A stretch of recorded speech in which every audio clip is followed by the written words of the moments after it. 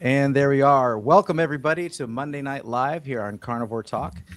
We're glad to see everybody here, and we're going to give some time for other individuals to trickle in here.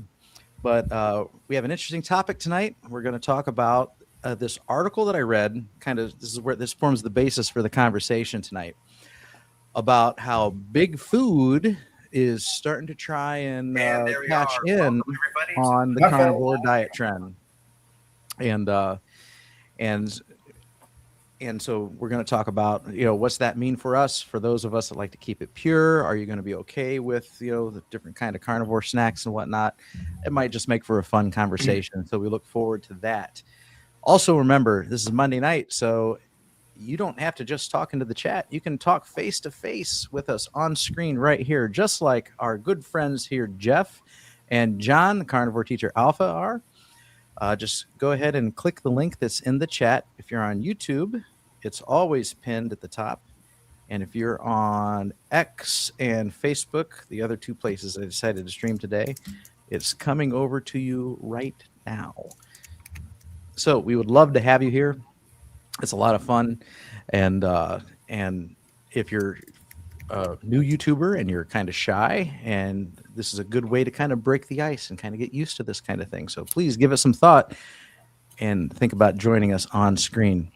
We'll say hi to all of you over in the chat and get our introduction going here shortly. But first, we want to say hi to our on-screen guests here. Jeff has been on vacation, and now he's back. So let's start with Jeff. How are you doing? You want to tell us about your trip? Yeah, I'm back in the saddle again. It was great. It was great. We went to Colorado, visited friends. I did a little hunting, a little prairie dog hunting, and which was very successful. Cousin of mine, his lands just eat up prairie dogs, and he sent me about 2 days before we were heading out. He says, bring a gun. I need some of these prairie dogs taken care of, please. So he was very pleased with my success. But anyways, it was a great time. We got up there, and we had the same weather up there that we're having down here in Texas. So it was mid 90s to, I think, got up to 102. But we were so blessed the whole time, because anytime it was, of course, everybody apologized. Oh, I'm so sorry you come all the way up here from Texas and it's so hot up here, blah, blah, blah. And I'm like, don't apologize. This is just Tuesday for us. I mean, it's no big deal. We're used to this.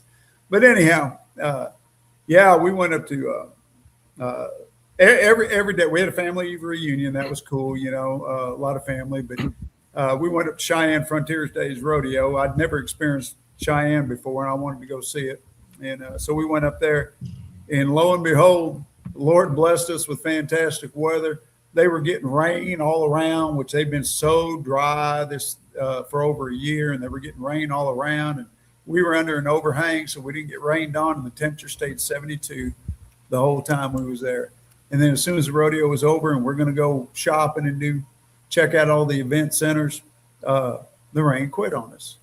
Then we decided we talked to some locals about a good place to eat, and they turned us on to a good steakhouse, Little Bear Inn. Highly recommend it. Very good food. Great steak. And we get in the truck. We're heading up there to the restaurant. Boom, comes another rainstorm. Can't even hardly see the roads come down so hard. We get to the restaurant, rain quits. We go in and we eat. It rains while we're in eating. We come out, rain quits. I mean, I'm serious. I mean, it's just like God's umbrella over us. He was just going to give us a great vacation, and then we decided we wanted to go up the mountains, go up to Estes Park. So we went trucking up there, and a fantastic trip into the mountains. We get up there, 75 degrees all day long with plenty of cloud cover. Had a whole herd of elk come into town and everything. It was just absolutely great time. And, it's about 13 hours up there and 13 hours back. And I was able to make I turned it on truck driving mode, and I was able to make the trip straight through each time, thanks to my carnivore snacks, my preparation, my dehydrated bacon and my jerky that I'd made, beforehand. So absolutely great trip. So now it's back to business. I got home and oh my gosh, my yard had grown so much since I'd been gone. So uh, I got to listen to last week's podcast uh, while I was doing yard work, uh, and I actually got the whole thing in doing the yard work. That's how long it takes for me to do my yard. So I Oh got to wow. got to hear everybody last week. It was good discussion last week. I need to come up with something so I can like when I mow, and I've been mowing my yard and my neighbors lately because her landscaper has kind of vanished on her. Hmm. And but I've got like some Samsung Galaxy Buds, but it's the mower's too loud. I need something that actually like cups my ears and so I can actually listen because that's a good 2 hours of my time. This is all I hear is and I'd like to be listening to something a little more educational than that. Well, that's where earmuffs would do you a good job. They Mhm. block out more sound than earbuds. I do use earbuds. I've got some good tight fitting earbuds that I use, and I can crank the sound up, which technically isn't so good for ears, but it blocks out the sound from my mowers. And Mhm. I don't use a push mower. That's my wife's job. She does the menial tasks. I just had I use a zero turn or my tractor. yeah. I just had a thought. I think mine has a setting where I can it allows in outside sound, or you can shut that out. Yeah. I think mine's allowing the outside sound in. Maybe if I If you're adjust real, that, it'll work better. if you're willing to spend the money, they ain't cheap. I'll tell you that right now. But they do have noise reducing earbuds for shooting firearms. In Hmm. fact, I'm going to buy me a pair here in the near future because I've got some noise canceling earbuds that I use when I shoot, and they're great when I'm shooting my pistols. But when I shoot my rifle, getting that stock up against that earbud just drives me nuts. So I'm going to get me some noise canceling earbuds that they shut the sound off on, sharp noises, but they still allow you to take phone calls. They still allow you to hear what's going on around you. Hmm. So I'm going to see how those will work, with something like a lawnmower. All right, very good. And I know you got some more information to share too, but we'll get to Yeah, that we'll do later. that later. Yeah, let's go ahead and talk to John. He was next on screen. John, Carnivore Teacher Alpha. How are you on this fine Monday evening? I'm doing great on this fine fun Monday evening. I want to thanks for having me on. I appreciate it. Uncle Charlie, I think it's his job. He comes on to my 6 o'clock live and mentions several times, make sure you're on at 8 o'clock. Are you going on at 8 o'clock? I'm like, all right, I'm going to make it tonight. At Well, 8 thank you, o'clock. Charlie. All right. Oh, that's yeah. So yeah, you live stream at 6:15, right? Yeah, we're my time. Yeah, Yeah. Eastern time. Yeah, that's my time also. Yeah, Oh, it is 6:15 okay. p.m. Just to make Yeah. sure that say the wrong time here, because Right. Yeah. Jeff, if I think you're an hour behind me there, time Yeah. wise. Yeah. Yeah, we're Central Time. All right. And let's Yeah, see. when I was in Colorado, we was on Mountain Time up there. Yeah, that's right. I'm going to start finding some links here in case anyone in the audience is not familiar with the individuals on the screen or subscribe to their channels. I'm going to start pasting links here as I find them. So we're going to start with this is Carnivore Teacher Alpha's channel. If you're not already subscribed to him, go check him out. Thank you. Very educational. It's Great in the channel. name. It's in the I love name. Teacher, so that's that. So that's the approach he takes to his content. Very good. It's what I And did then- for 34 years. So Yeah. Now, did you teach? What age bracket of students? middle school, so 6th, 7th, and 8th graders. Was it a particular subject or was it? Different subjects: language Mhm. arts, social studies, Microsoft Office programs, and then the last 17 years of my career, I ran a little television studio. So I did video production. No And wonder editing. you do such a good job. And that's where I learned my skills for making the videos. Yeah, Yeah. I know all the tricks. All right. Very good. And then here comes a link to Geezy the Carnivore's channel. You can go check him out. And now we'll go ahead and turn some attention over to Kelly, Missouri Carnivore. How about you Hey, tell us Kelly. how your week has been going while I look for your link? How you doing, Kelly? Doing great. Doing good. Another beautiful Missouri day. Yes, John is a very knowledgeable and yes, some people have they can do this videos real easy. Me, it takes me about 10 takes before I get going. Oh, I should we all, we admittedly have we could probably produce great blooper reels if we actually, Oh, yeah. if we actually let people see everything that actually gets recorded. Right. It can be a riot. I could be talking to the camera and just have a complete brain fart, and I'm like, or a tongue twister. I'm like, blah, blah, blah, blah. I should put out a blooper reel start because I over do a lot of again. editing. I edit a lot, Kelly. So See, believe I'm me. just getting started in this game. I don't do any editing.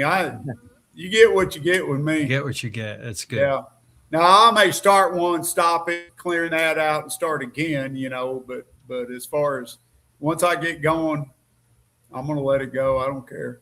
Yeah, no, that's good. If you that's call that in public speaking, they call that contemporaneous speech, and if that's a skill you have, that's actually very good.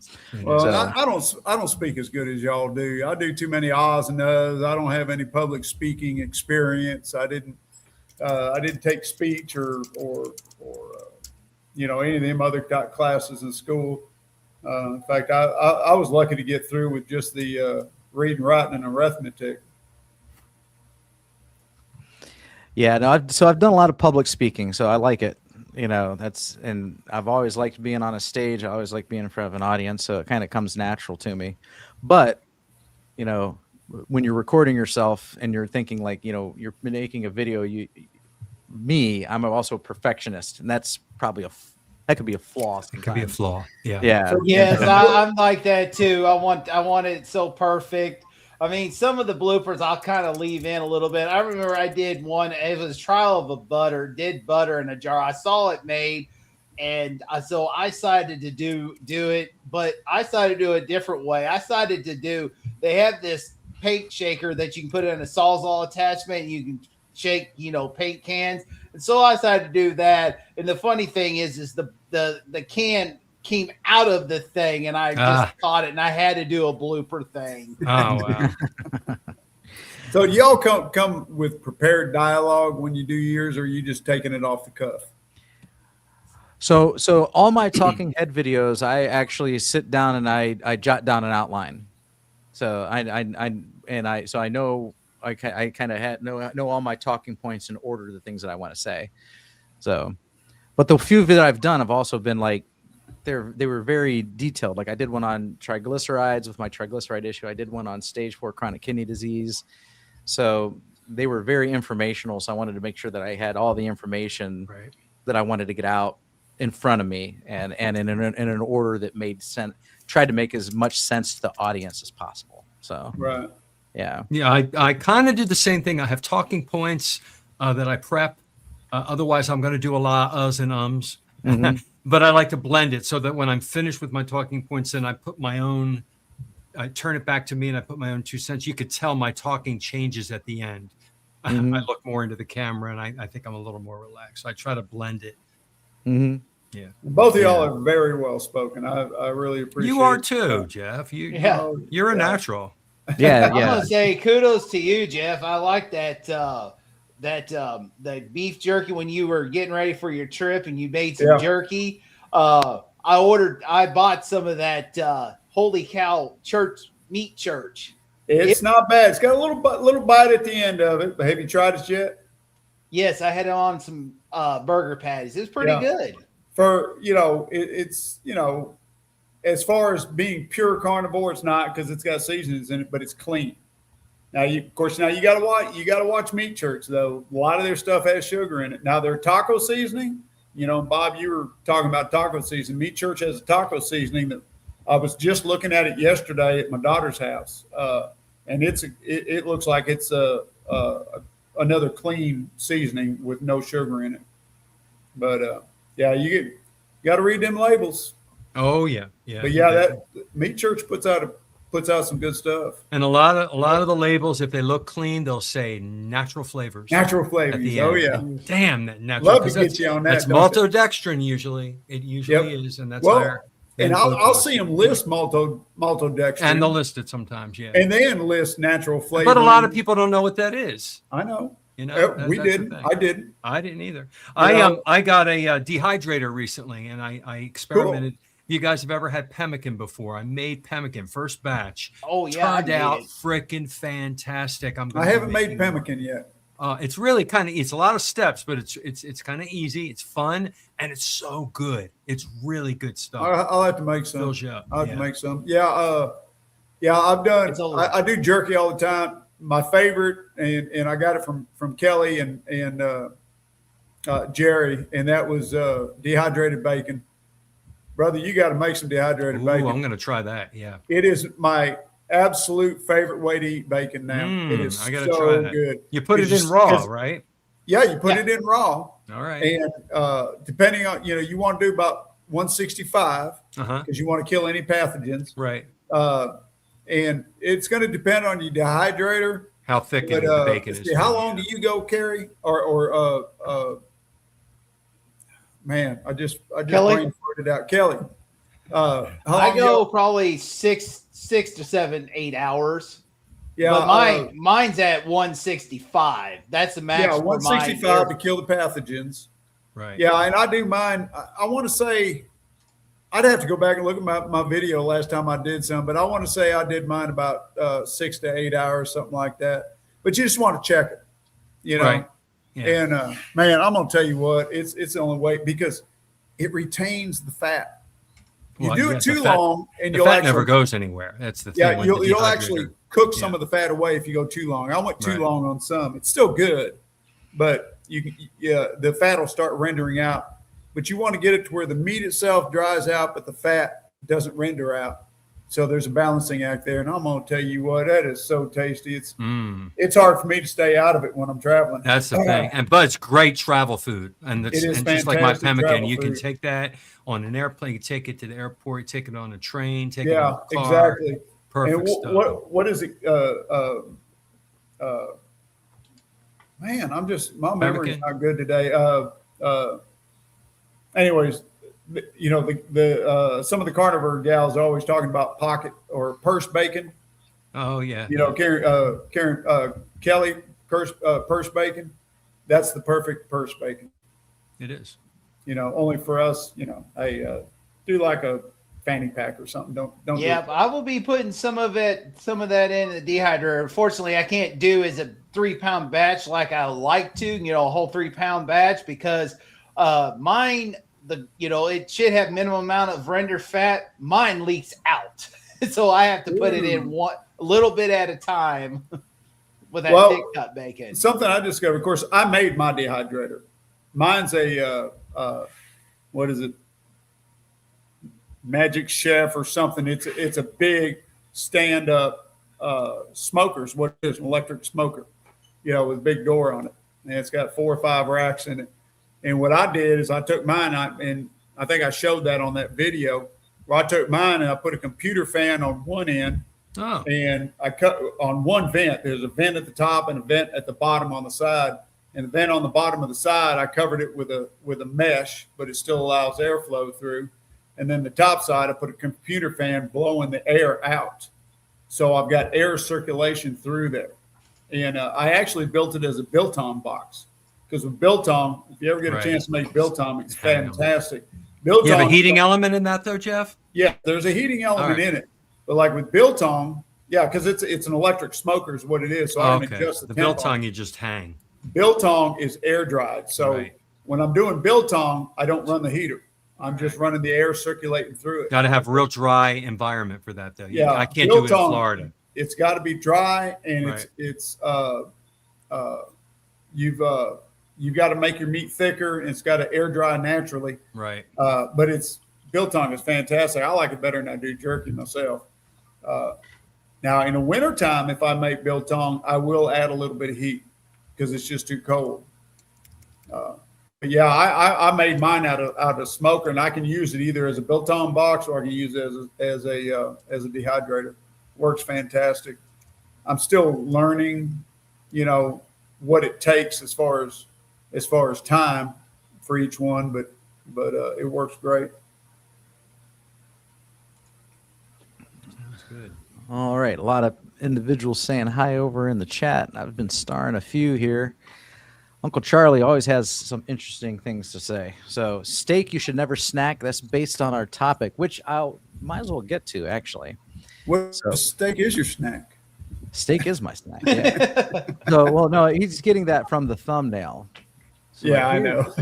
Yeah. So here's the basis of this. Here's this article, and where's my summary here? So basically, we've got this. Well, I lost it. Here we go. There's this article here, and it says U.S. food, U.S. high protein food demand lifts Tyson Foods. It means they're making more money as carnivore diet food products market climbs from U.S. dollar 4.4 billion in 2026 to a predicted 9.8 billion by 2036. And the article goes on to talk about how these big food companies are and Tyson does all the meats, by the way. You got Tyson chicken, Tyson burgers and stuff in your frozen aisle and stuff. And but demand grows because more people want high protein animal only foods with no plant ingredients. Packaged meat, snacks, bone broth, and ready protein meals make their diet easier to follow in stores. Premium jerky, meat sticks, and simplified labels also pull in buyers who seek elimination diet options. And so this doesn't come as a surprise that before long, big food is going to try and get their little tentacles into what's trending. And, they did this with keto back when Atkins was when Atkins popularity took off. All of a sudden you had keto tortillas and keto bread and keto protein bars and keto shakes and keto desserts and everything. And they tried to cash in on that. And they're going to be doing the same thing with carnivore, although I almost struggle to see how they can really botch this one up.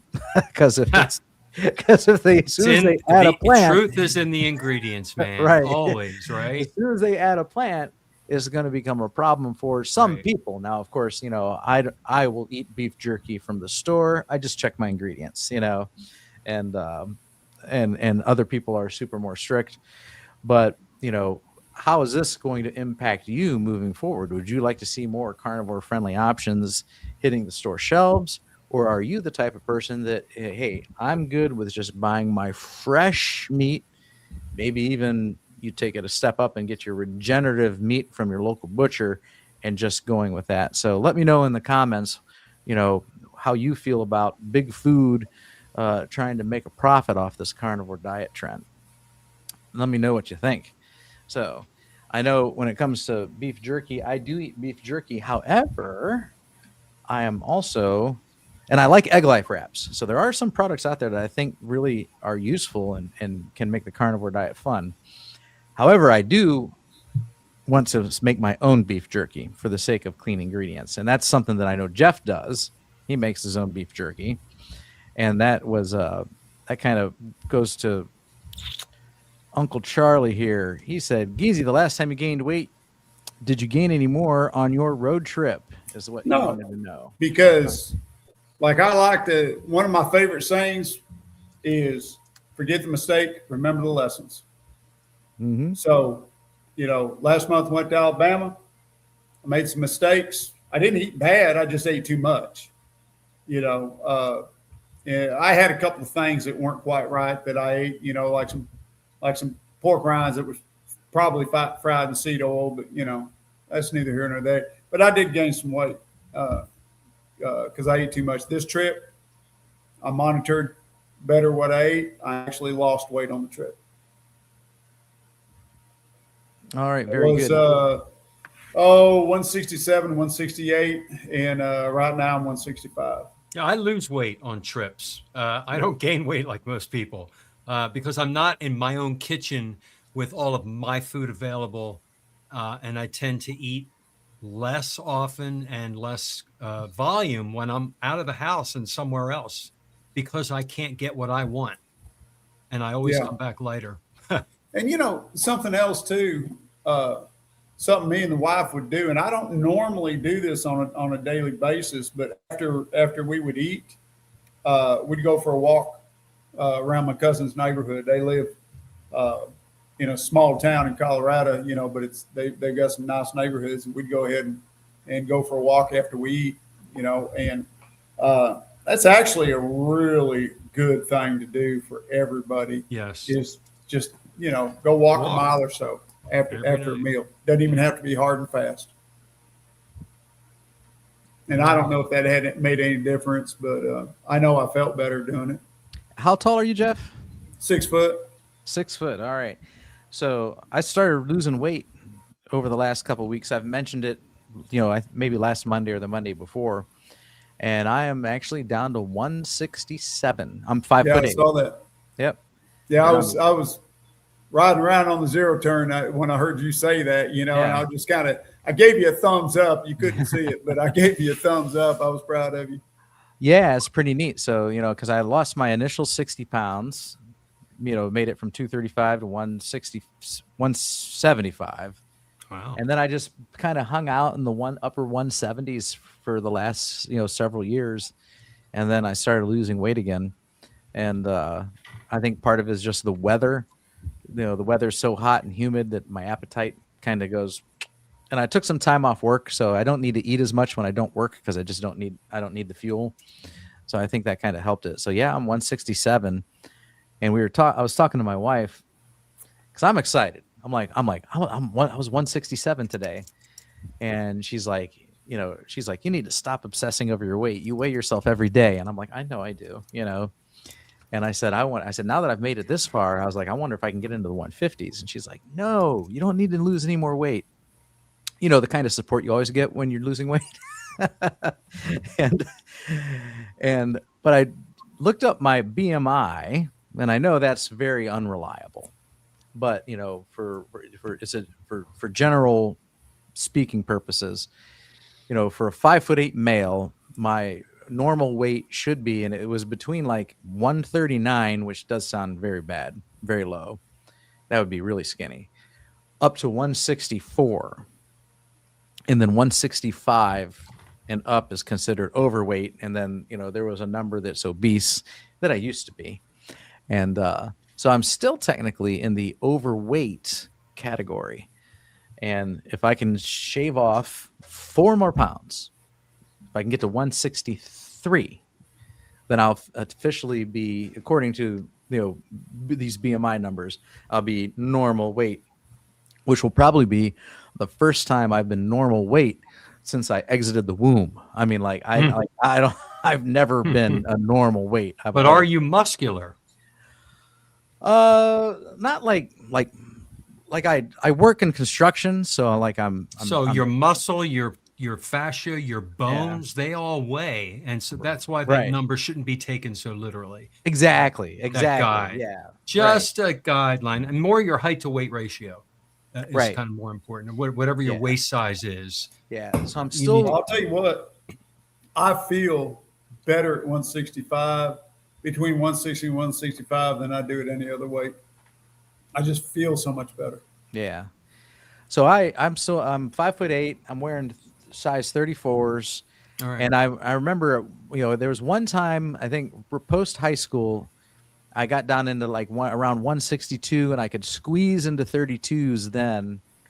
And, I'm almost there. So I'm going to make it a goal. I'm going to make, I'm not something I'm like religiously pursuing, working my butt off towards, but I think it would be cool to step on the scale and see, 163 is my new goal because that puts me in the normal range. And then if I can hit 159, I'd be happy to stop right there. Are you a dairy eater? I am. So All right. If I'm telling you, this is going to work. You cut out all the dairy for a couple of weeks. You watch that number drop like a rock. yeah, Just the Yeah. dairy. Just try it. And if it doesn't, then put it back in. right. No, I'm sure it would. I've cut dairy in the past. Oh, So right. yeah, and I have. But like I said, I've been in maintenance mode. I've been very happy with 176, 177 for the last 3 years. Just depends how you feel. If you feel Yeah. fine, And I did, Don't but go I back could on. always look at myself and be like, I still could stand to lose some weight. And then now that I'm in the 160s, I now have this new wave of motivation. All right. I'm like, oh, look at that number on the scale. I think I can manipulate that number a little A more. little more. Yeah. Yeah. We all do that. We all do that. Yeah. If you're So that, like me and you get on the scale and you exhale, you make sure you did it after your bowel movement and after you took a pee, and just no, get that first, number as first thing low in the as you can morning, in the first morning. thing in the morning after I've emptied, before I put Right, any right, right, clothes right. on. That's the most accurate measurement right there. Yeah. So that's what I do. Bacon Runner says day 3 of my bacon fast was today, heading into day 4 tomorrow. So that's nothing but a diet of bacon. Awesome. It's that too. It's in the name, Bacon Runner. Yep. She likes her bacon. So Donna Ray. very very good. That's Yeah. I've heard of sardine fasts and egg fasts. I'd be down with a bacon fast. I think I could do that one. That sounds good. All right, Charlie. On the opposite hand, I put bacon back in the diet, but I drain the bacon oil and I don't use butter. And yeah, and that's true. Charlie's been for weeks now boasting about his successes by actually cutting his fat. So it does go to show you that we're all different. We are different. Yeah. And then he asks how I was doing. Pretty good. Saturday was a blip on the radar day. I went to a concert up in Cleveland at the House of Blues to see my favorite artist, and in one of his dozen bands. And then, but while we were up there, the family wanted to eat there, and so we ate right on this strip in Cleveland, in between buildings and stuff. I hate cities, so I was kind of like, oh my gosh. And there was nothing on the menu that was carnivore friendly, so I had to deviate for the concert. But then I woke up and I was still a pound down, even so it didn't affect me at all. All right, where are we at here? He's thinking about going lion, but with bacon. Go Then it for wouldn't be lying. So lion plus bacon. That's Everything. it's like lion plus coffee. There you All your go. lion dieters are like, I'm lion plus coffee. Why not? It's nothing's I just written call in it stone dirty on this. lion. Yeah. Right. We do Yeah. what we want. Right. No, that sounds just fine. As we were on Kiltz's program earlier and we were talking about sardine fasts, and someone said they should call it the sea lion diet because it's all seafood. I like that. Yeah. I like that. DS111. I am 62 and work in construction. It has occurred to me that I regard carnivore as my non-retirement plan because I do not intend to stop working. All right. That's how I feel right now at 50. Now, John, you're retired, right? I am. Yeah. I'm 61 and I'm not stopping this. I've never Mhm. felt better. Yeah. So I work in construction and it's kind of weird. So yeah, you're 11 years older than me. In 12 years, at 62, I think it's when you could maybe then really start thinking about retirement. But I just feel like I'm going strong. And I was having this conversation with my daughter today. She called me. She lives in Georgia. We were talking on the phone. And I was talking about how my parents, who are approaching 80, and some of the things that they are having to deal with that comes from approaching 80. And my mom, she's 74, and that's only 24 years older than me. And I'm thinking the last 24 years went by like this. Fast. And I'm thinking the next 24 years, I can't imagine slowing down, because I still I work hard, I get out, I walk fast, I speed walk, I still hit the gym and everything. And I can't imagine in 24 years not doing any of those things. And maybe it'll be different for me because I am a health conscious individual, but it weirds me out that, and you got a lot of individuals in their 70s, in their 60s, and even in their 50s. I know people in my own age bracket that, they need to walk with assistance. They walk really slow. Yeah, They're it's talking about sad. retirement. And I know there was a guy that worked for me in the tile trade, and at 35, he's like, I don't think I can do this anymore. And he quit. He ended up leaving me last year, and I'm just like, wow, but I just think about that, how fast the time's going to go. And when we think about retirement, I'm like, in 12 years, I just like the retirement. Even then, I'm not. It's not even something I'm looking forward to. I'm just like, I don't even think about retirement. I just still want to. I still want to be able to do everything that I do. Like I go somewhere and I walk up the stairs. I still skip steps like I was in high school. Like I want to. And I feel like if as soon as I find myself not able to do those things, I'm going to start getting very scared and depressed. So, just I a used little. to, I used to love my job. Ed. Go ahead, I Dad. used to love my job, but I was getting so wore out and so beat up, that at 64, I went to my financial counselor. I said, "When can I retire?" And she said, "When do you want to retire?" I said, "Yesterday." Yeah. And she's like, "Dude, you can go anytime you want." And the next day, I put in a 90-day notice with my boss, and I gave him 90 days instead of 2 weeks, just so he could get me somebody to train to take over what I did, because I was the only one that knew how to do my job. And when I got out of there, my wife had a whole list of stuff for me to do, and the first 3 months I was so busy I didn't know which end was up. I was working 10 times harder than I did when I was on the job, twisting the wrench. And I told her, I says, "How in the world did I ever get anything done and still work a job every day?" She says, "That's just it. You didn't. Mhm. That's why we've got a list now." But no, seriously, I work harder now, having on my farm than I do when I was on the job. The You hardest do part, what you want to do in your time frame. When you retire, you're on your own time. That's the difference. yeah, I'm still working my butt off, but I'm doing what I want to do. exactly. And once I became a carnivore, because when I retired, I was sick, I was in bad shape, and it was a few years after I retired, I became a carnivore. And after a year of being a carnivore, I turned to my wife one day and I says, "Baby, I could go back to work. I feel so good. I could go back to. I'm not going to, but I could." My son-in-law, he was even thinking about buying a second truck. And he said, "Dad, would you be interested, if I could get you in that truck part-time, about 3 days a week, would you be interested? Because I've got a CDL and I've always maintained it, because I used to be a truck driver too." Mhm. And I said, "Yeah, I feel good enough. I'll do it, pick up little side money." But turns out his outfit wouldn't go for a part-time driver. They wanted full-time or no time. And I said, "No, I ain't going full-time on the road. Not again." No. Dr. Nelson's in the house. Yeah, Hi, he Dr. is. Nelson. Yeah. Good to have you here watching tonight. And he says that he likes Jeff's background. That's your legit shop behind you, right? That's his not Yeah. Yep. Yeah, he was asking about it. Several of the guys mentioned that. Yeah, that's a real background. Because like I said before, I was an aircraft mechanic for 41 years. One of my grandkids asked me how I got so many tools, and I said, "Well, when you're a mechanic for a living, you have your tools at work, but at the same time, you got to have your tools at home too. So I've got a lot of duplicate tools, sometimes triplicate.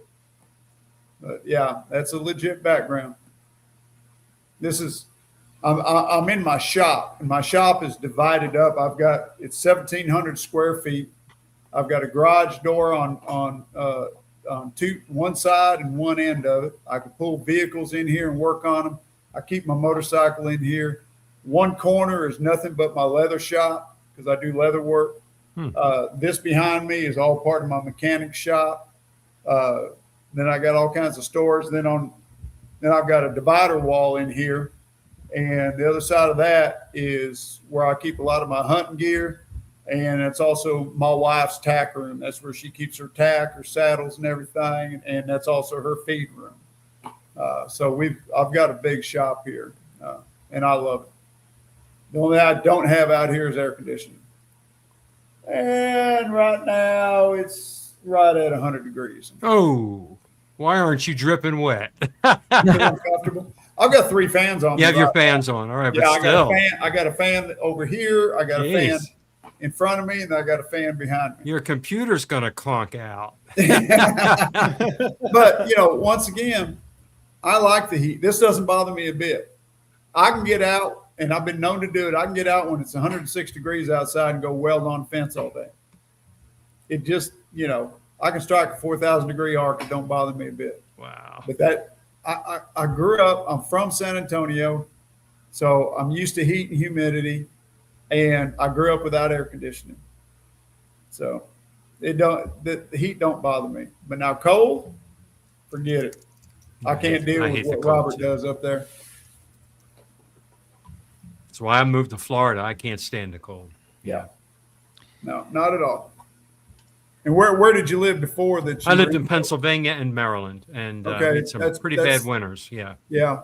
Yeah. That gets rough up there. The cold, the slush, the ice, the snow, all the shoveling and scraping, and I don't want to hear about this. I don't have to put up with it for another 5 months yet. Maybe 4 months. No, man.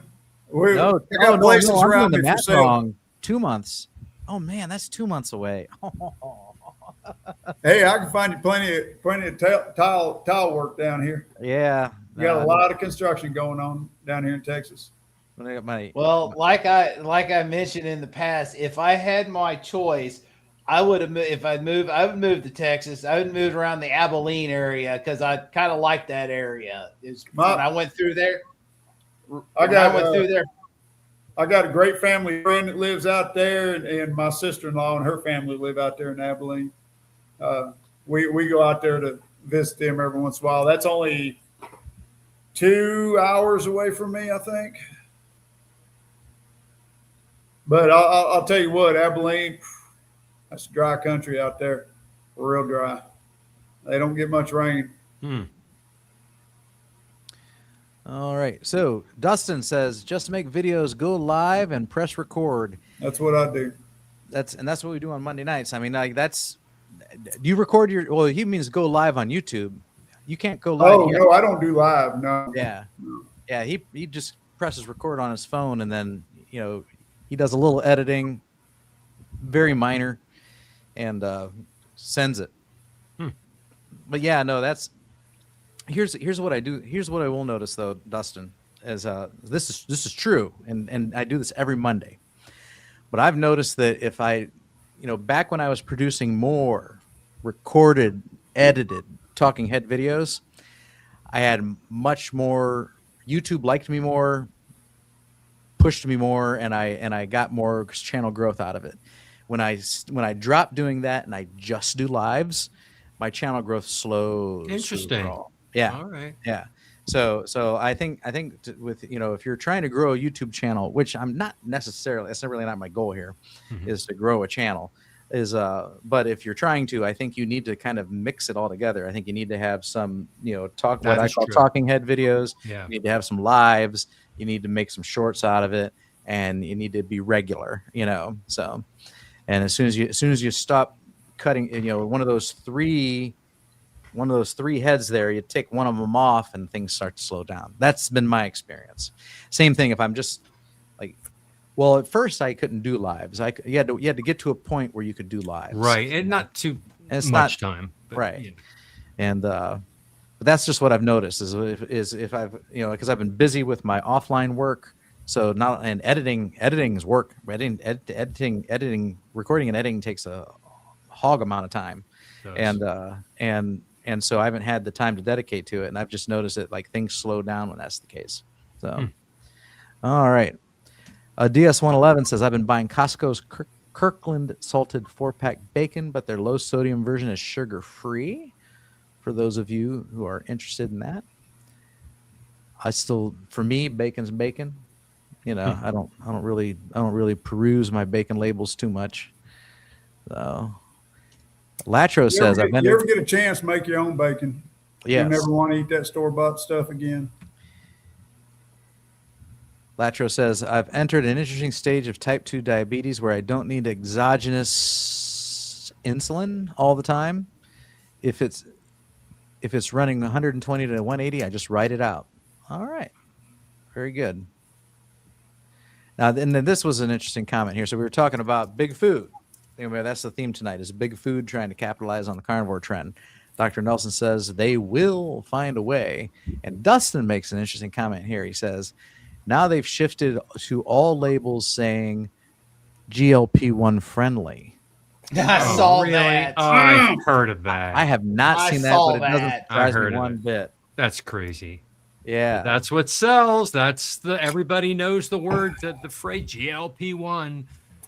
Yeah. Well, we're going through the same thing we went through before with everything else: sugar-free, Right, fat-free. fat-free, Yeah, all you're right. all that junk. And then there was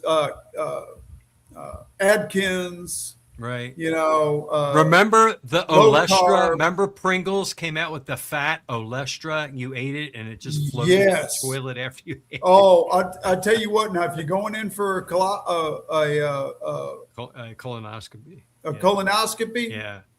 you don't need the drugs. All you need is that stuff. You're A friend of right. mine fell for that with the sugar-free candy. Oh, that's They had that stuff. stuff in it. He ate a whole That bag. has of that. maltitol in it. And Brother, you let want me to tell have you what, this man, he wrote this on our hunting forum blog, and to this day, it's one of the funniest things anybody ever read on this hunting website. But he ate a whole bag of this, and my brother Leon is a pretty hefty boy, and anyways, he ate a whole bag of that candy in one sitting, and he went to Oh, man. Lowe's. Oh my gosh. And he's shopping at Lowe's, and then the urge hit him. Oh boy. He pretty much destroyed that stall in that bathroom. Jeez. And to hear him talk about it, it's just Oh. it's one of the funniest and saddest things you can imagine, because you just felt so bad for him that he went through all that, you know. But at the same time, it was just hilarious the way he tells it. So yeah, that stuff was so horrible. How many people went through that? Xylitol and erythritol is not much better, but Right. But if you're gonna have, you don't need of it. But if you're gonna have anything, make sure it's erythritol, because you have the least amount of bathroom time. But yeah, that maltitol is some of the worst. Oh, horrible. The worst. Horrible. And some people just got to go through it. Oh, I lost them. Shit. All right. Oh, there you Okay. are. Dustin made a Sorry, comment. guys. It would be awesome if Big Food just dumped $1 trillion into regenerative farming, flood the market with fresh farm-raised beef. That would be nice, wouldn't it? Yes. Yeah. John, what We're did the you only lose? ones that Did would you have appreciate something? it. No, I thought I lost my feed to you guys. It just disappeared, and of course, I had my blooper, and I cursed. I'm like, oh shit. Hey, Thomas, how's it going? Thomas. buddy? Welcome, brother. Hey guys, how you doing? Cool. Good. Welcome to the club. How you doing? Yeah. How's it going? Welcome. Good. on. I'm doing good. All right. Yeah. How's things over in Jersey? Jersey, everything's Jersey. good. Jersey, Yeah. it's pretty good. Yeah, no, I recently just I have been off of short acting insulin since not Saturday, but last Saturday. So the 25th Mm-hmm. is the last time I've had short acting insulin. So I just take the long acting now. So I'm doing a lot better with that. And I did a 5.5 mile walk without sitting down and resting Pretty ever. long. Wow. Yeah, last Sunday. And I just recently bought a new bicycle, so I'm going to learn how to balance on it and then hopefully learn how to ride it again. All right. Very good. I do want to I have a bicycle. It's just not that great. I want to get a nicer one. So that is something that I'd like to do too. Well, even a crappy one's better than none. But, you know. I had to take my truck into the shop, and I threw the bike in the back of the truck, and this was before. This wasn't recently, but I had drove it down to Kent, and then I rode my bike all the way back, and it had been, I don't know, 15 years since I rode that bike, and whoo, what a workout! So Yeah, if your muscles aren't used to that, you're gonna. yeah, you're my gonna legs work the were muscles you on don't know. Yeah. fire. Yeah, and your butt. That's some of the Right. things I'm going to be doing next year after I get through this hip replacement surgery recovery. Oh, wow. I'll be back. I estimated back to work by December. my goal is I'm going to take this channel to starting to do a lot more adventures. I told my daughter I want to buy a kayak. Missouri, most states have got very diverse regions. Missouri is one of those where we have the rolling farmlands, we have the Missouri Ozarks, crystal clear waters, largest cave system, and we have one of the largest biking rail trails in the state called the Katy Trail. And I've rode bits and pieces of it in the past, but I'm going to do it. I'm going to take and do the entire trail where you can actually you can be shuttled either go to St. Charles, Missouri, or you can go to Clinton, Missouri on each end of it. And then they can shuttle you back to your vehicle where your vehicle can be safe. And so I thought about doing that, camping along the way, do the video and everything like that as a carnivore and, recover from a hip replacement surgery. But before I do it, I am going to do a short one from what they call New Franklin, Missouri to Rocheport, Missouri, because it's all flat. There's no hills because most of it runs along the Missouri River bottom until you get to Boonville, Missouri. From there, then that's when you start climbing some hills, up and down hills. But I want to get used to it first before I do the 240-mile trip. That's good. Wow. Sounds good. Cool. Yeah, it sounds really neat. All right. Yeah, I can't ride a bicycle. Not Why that not, I don't Jeff? know how, but You don't like it? prostate my size. Oh yeah. I know they make a seat where you can, that clears everything. But I just don't want to ride a bicycle that bad. I have a little story for you guys. If you ever go to the doctor and get your PSA, that blood test that Just tells had it done today. your prostate antigen Yep. test.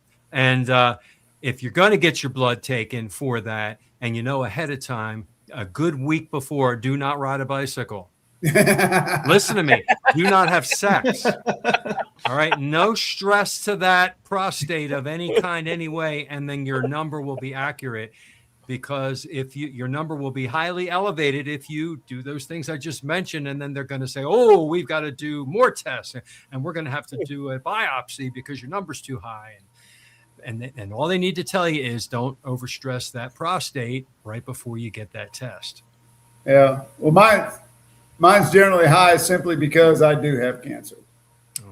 I do have prostate cancer. Wow. Yeah. So, I had my PSA test done a couple weeks ago, and I didn't look at the results, so I haven't heard anything from the doctor. So I'm assuming it's fine. if it's high enough, they'll let you know. They'll let you know. Yeah. Mine's I'll have my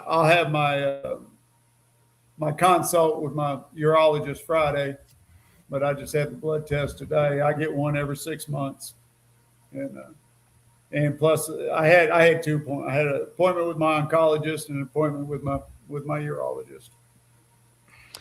All right. So Latro's got here's our first more technical question of the night. My mom is 90 and is having some memory issues. She won't do carnivore. I sent her some magnesium BHB to try. She is smart about supplements. Any other suggestions? Okay. So sorry to hear about your mother. And I would say if she's smart about supplements, then I would maybe make some of these recommendations. And being smart about them would be not to stack all these on top of each other at once, but one at a time, to see if that particular one is helping you or not. But we've got the magnesium that you talked about, a high DHA fish oil, and because DHA is the omega-3 that's supposed to be very good for cognitive function. Mm-hmm. So EPA for cardiovascular, DHA for the brain, vitamin D3. Mm-hmm. I don't know what her D3 issues are. She's 90, so I don't know how much sun is she getting. Is she indoors all the time? You can get her taking a small vitamin D supplement. You don't want to go extremely large unless you have vitamin D checked, because there is a such thing as a vitamin D toxicity. But most people can take like 400 to 2,000 and they're fine, And some people can take a lot much more depending on the circumstances. I take 10,000 a day, but that's because I have kidney disease and I spill most of mine. So, so you know, you want to be careful with that. But that's so we got the DHA, fish oil, vitamin D3. The advantage of the meat is really in the B12. So if she's not eating enough meat, maybe she needs B12. That's the same supplement that the vegans have to take because they refuse to eat meat, and that helps with memory issues as well. And then creatine. So you know, the creatine supplements can also be helpful too. So I wouldn't do like, you know, like I said, I wouldn't just like, you know, open up, you know, here's all these new drugs you're going to take, mom. You know, but maybe just start on one or two of those and see if they make a difference, and then maybe, you know, add in something else later, you know, and see how that does as far as supplements go. If she's not going to eat meat, where she would get a lot of that, you know, you're going to get some D3, you know, in meat and eggs, you're going to get in fish and eggs, you're going to get the omega-3 in fish, you know, and you're going to get the B12 and the creatine in just regular muscle meats and fish as well, and things like that. So like, you know, all those are meat centric, you know, components, you know, nutrition, meat centric nutrition that helps boost, you know, brain and cognitive things. So that would be my suggestion. Any other suggestions from our panel? Ditto what you just said, man. Okay. You Yeah, said nothing to add there. Yeah, I can't improve on what you said. I just absolutely. Well All said. right. Yep. Very good here. Miss Laugh-A-Lot says, I want to buy some of the egg wraps you used the other day in your cooking show. So yes, my cheesy taco video. It's not cheesy. It's actually not cheesy. The tacos are cheesy. I talk a lot in that video. It's more of a talking video than it is a taco video. So Aldi. if you haven't seen it yet, I do talk a lot. It's very informative. But yeah, Kelly, did you say Aldi's has it? Yes, Aldi's. That's where I found them at. That's the only place I found them Now at. you're in talking my egg area. life wraps. Is that the ones Yeah. you're talking about? Yeah. Yeah, egg Yeah, life they're in a wrap. lot of different stores. Yeah. Yeah, Yeah, so the in my only ones- local Meijer has them. I've seen them at Giant Eagle, and I don't go to Walmart, so I don't know there. But you know, another user here, Latro, says I found a pack at Sam's. Now my Sam's doesn't carry them, but the local BJ's Wholesale Club does. So Target grocery store has them. If they do in Florida. Yeah, I've seen them around. Okay. Yeah. In Texas, it's Aldi and Brookshire's that carries them. yeah, and it's, I mean, I think they're perfect. I think they're a carnivore dieter's friend. I like, they're it's egg whites plus xanthan gum, I think. Yeah, Or it's a egg thick white Now, and I'm going to carrageenan, try. something like that. Not Rick's- carrageenan. Oh, I wouldn't eat it if it had the carrageenan. I think it's a xanthan gum. It's the xanthan gum. Yeah. Yeah. I saw Rick. He did the where keto and carnivore collide, our little challenge that Jerry started last month, and Yes. he did an iguana wrap, and Did he he? did a really fantastic job with that egg for a wrap. I saw that one today. It was pretty cool. He's I have to great. check that out. I forget what I did on the challenge. I did like one of the second one or something like that. I forget what I made.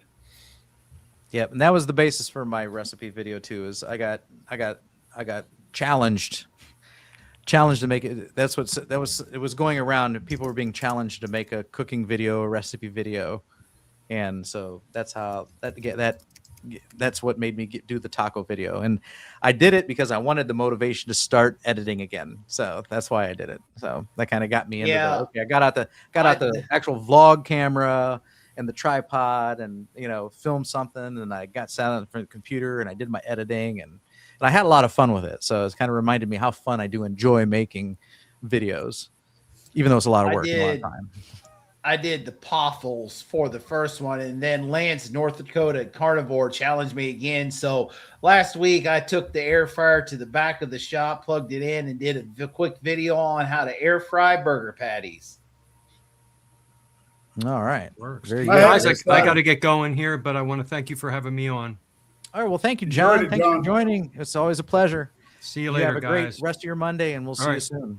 Thank Thanks you. for Good to dropping see you, by, John. buddy. Yep. Take care. Yeah, I haven't decided what I'm going to do yet. I'm tossing up a couple of ideas between whether I'm going to do just something simple or if I'm going to do something a little bit more complicated. But I'll get something done. Bob passed the challenge on to me, so I got to do something. They don't have to, technically. And I don't know if I'm going to go straight carnivore or throw a little keto in there. I think I may just. I'm thinking about doing my meatloaf, my bacon wrapped meatloaf. That's more keto than it is carnivore, but you can make it as carnivore as you want it. And that's why that was the point of my taco video was like, it's dirty carnivore to begin with because anything this Mexican's going to be because it's not Mexican without the seasonings. Yeah. And then you could make it as keto friendly as you want. And the reason I picked that was one, I talk about egg life wraps and I get a lot of audience participation about, man, these egg life wraps sound really good. So I wanted to demonstrate how I use them. And then two, like that, I can make that and the whole family can enjoy it because like I'm using the egg life wraps. If someone wants hard shell corn tortillas, they can have it. If someone wants a regular burrito flour, they can have it. If someone wants to add lettuce, jalapenos, tomatoes, salsa, onions, they can add it. You can always Completely add versatile. to it. It's very versatile. Yeah. So the whole family, I can make that, and the whole family can have dinner together, and you don't have 75% of the family going, "Really, Dad, another carnivore meal?" So it works for everybody. What'd you do for yours, Thomas? Aaron just reminded me. I made muffins and had bacon in them. Cool. All right. I just shared a link to Thomas's channel. It's called Target Prime Rib. If you're not familiar with him, go over there and subscribe to him and give him some support. All right. Let's see here. Latro, my results so far. The waist dropped 2 inches, and in some shirts, I need XL versus large. In some shirts, weight down 10 pounds, 5'10", 205 pounds, to BMI 29.9. So awesome. Excellent progress. And I know what you mean. I've got like I'm wearing a band shirt. I still got an extra large, and the other, this is not the band I saw Saturday. I got an extra large shirt in that band, for their merch, because there's some shirts. It's some brands I put on the large, and I'm like, man, I almost need a medium. And there's other brands that I put on the large, and I'm like, my God, my belly looks like a spare tire. Take that thing off and put on an extra large. so depending between the brands, so one brand's medium is another brand's large. I just don't find some consistency sometimes between them. So I get it. Aaron, the carnivore-ish guy, is 168.8 today. So there, you, me, and Jeff were kind of in the same ballpark. How tall are you, Aaron? I'm 5'8", Jeff's 6 foot. So I still got a little flub-a-dub, and Jeff is looking skinny. So For the first time in my life. yeah. I told you quite a while ago, 6 months or so ago, when I got called skinny 3 times in one day, and that never happened in my whole life. Right. Yeah. And I haven't always been fat my whole life. I was a little pudgy when I was a kid, and then started playing athletics and slimmed down. And all through the Army, being in the infantry, we had to stay in shape. I was fit as a fiddle. It wasn't until after I got out of the Army and got in a bad car wreck that my weight started going up, and I, started losing my health. But yeah, even in my younger years, I was never called skinny. Now I'm called skinny. Now my wife makes fun of me. She will be someplace and she'll see some old man, that's just skinny as well, rail, wearing shorts, and knee high black socks, and she'll point to me and say, "That's you in a few years." But no, it ain't.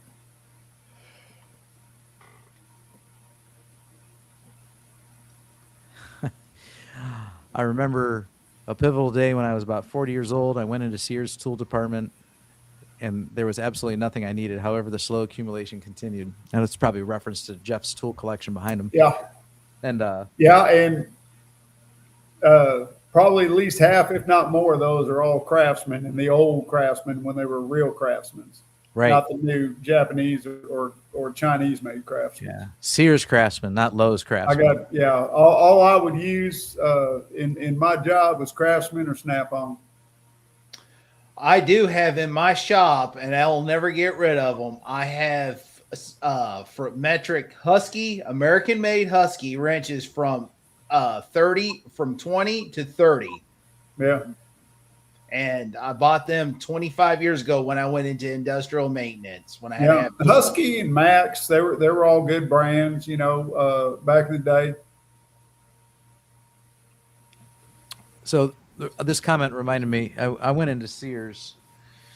Oh, I don't know, maybe 15 years ago. I was at my heaviest, and I remember I couldn't. My work clothes, I could barely squeeze into them, and I had no. My regular clothes would be my, the life cycle of clothes. My regular clothes become my work clothes, and then I got to go get more regular clothes.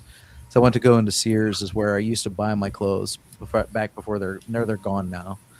And I went in there, and I was a size 38, and I was barely squeezing into them. And I went and I grabbed 38s, and I tried them on in the dressing room, and I couldn't fit in them.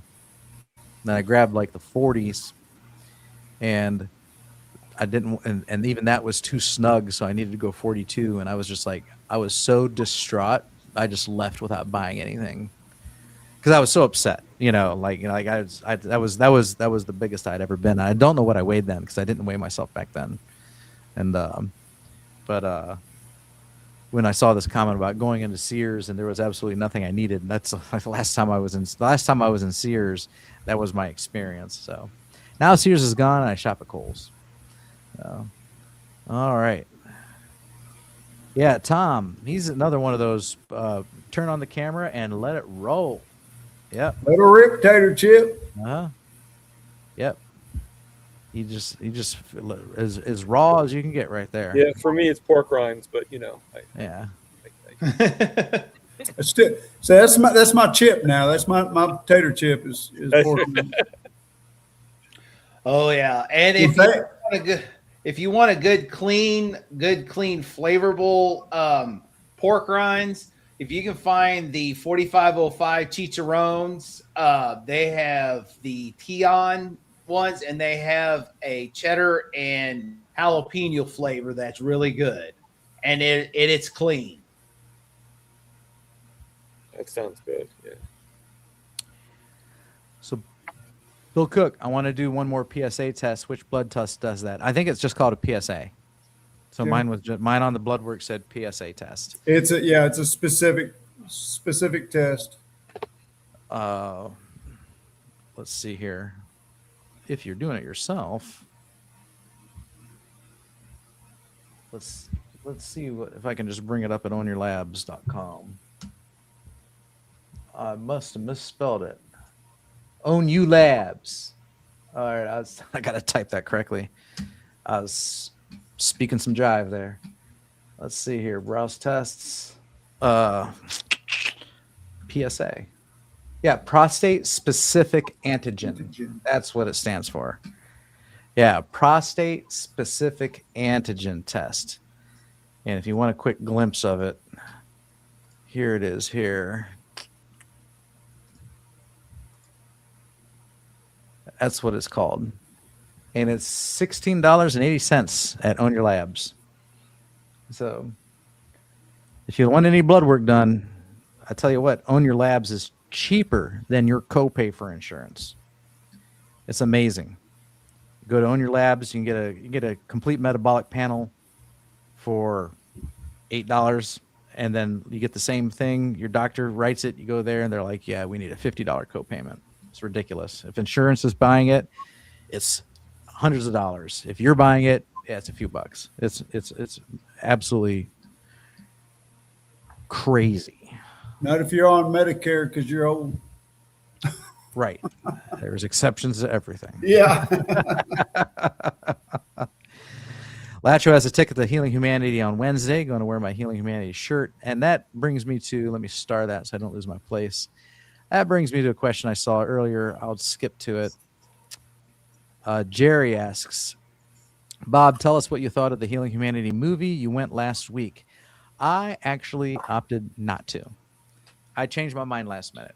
And because like I didn't know it was a thing. I wasn't even aware that it was coming. And then I heard about it. I'm like, oh, this Wednesday? And it was like, that's like a couple days away. You know, I think I heard about it over the weekend. And I even talked about it on Monday, like, I think I'm gonna go. I can make this work. And I was planning on it. You know, I was gonna have to take basically Wednesday off, drive to Columbus, and and I was gonna spring for the VIP dinner, and then see the movie, stay for the Q&A, and then drive back. But see, it's a 2-hour 15-minute drive ish. So I'd have to take the day off work. So I'm like, I'm not making money. And then the mileage down there and back is a tank of gas. I can only drive my truck because everybody else was at work using their vehicles.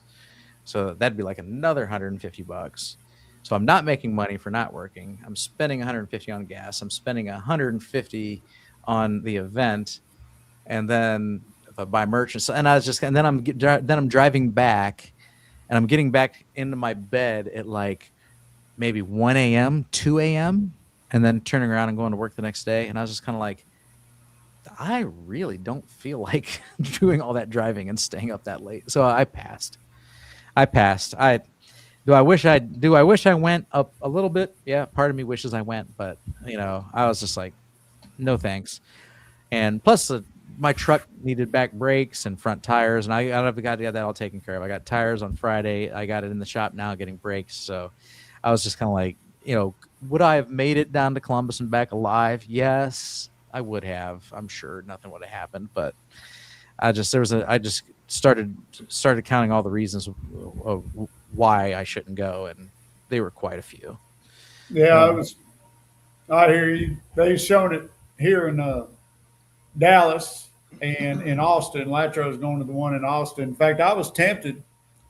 I wanted to go and see the Austin show just to run into meet Latro, but I just got looking at the time and when I'd be getting back, and it'd be late. If I did the Austin deal, I'd have to stay the night. If I did Dallas, I'd be getting home real late. And it just where I'm at just looked too far away. And eventually, it's going to come out on YouTube. It's going to come out on some platform that we're going to be able to see it. And it may be a pay-per-view, but it'll come out to where we're going to be able to see it. Just like the cholesterol code, it'll eventually become available to all of us. All right. So, making my point for me here, Dr. Nelson says, I have over 1,000 videos. 99% of them are live streams, and I don't even have 1,000 subs. So, I was talking earlier, you got to make all kinds of content, and I think you got to make. They want edited videos. The live streams is kind of like that plays a supportive role, but if that's your dominant role, I don't think you're going to grow very well. And if you think about it, there's a reason why. So if you're doing like topical videos or educational content, that draws in people searching for that. And your live streams are often the same close-knit family of people that are visiting you week after week after week. So I think it just makes sense. So, all right. Yeah, Dr. Nelson, he posted on there that for me to email him. He's got some information on prostate cancer that he'd like to share with me. But I can't find his email. So if anybody has that and can post that up, I'd appreciate it. Yeah, I looked on his YouTube channel, but I couldn't find it. That's where I'm going to go check. I believe it's the real Dr. Nelson at gmail.com, but I don't quote me on it yet. And everybody always says that everybody's email address is on these sites, and I can never find them. Of course, I'm not very smart when it comes to this technological stuff. I'm too old. Alrighty. Okay, so you have to hit a button that says "I'm not a robot." Okay, I think so no, I'll come across- it's just Dr. Nelson at gmail.com. Okay, cool. And it's spell it out, not don't abbreviate doctor, spell it out. Oh, the all- whole thing. All Oh, six it's the letters. email address. Okay, yeah. Yeah. Yep. Oh, yeah. There you go. All right. Let's see here. He also says BMI is actually an accurate measure of what it measures. Body mass index is not accurate when it fails to account for high muscle mass, age-related body changes, and diverse racial ethnic body compositions. And that is absolutely true. So yeah, so BMI, it's like I said, it's general.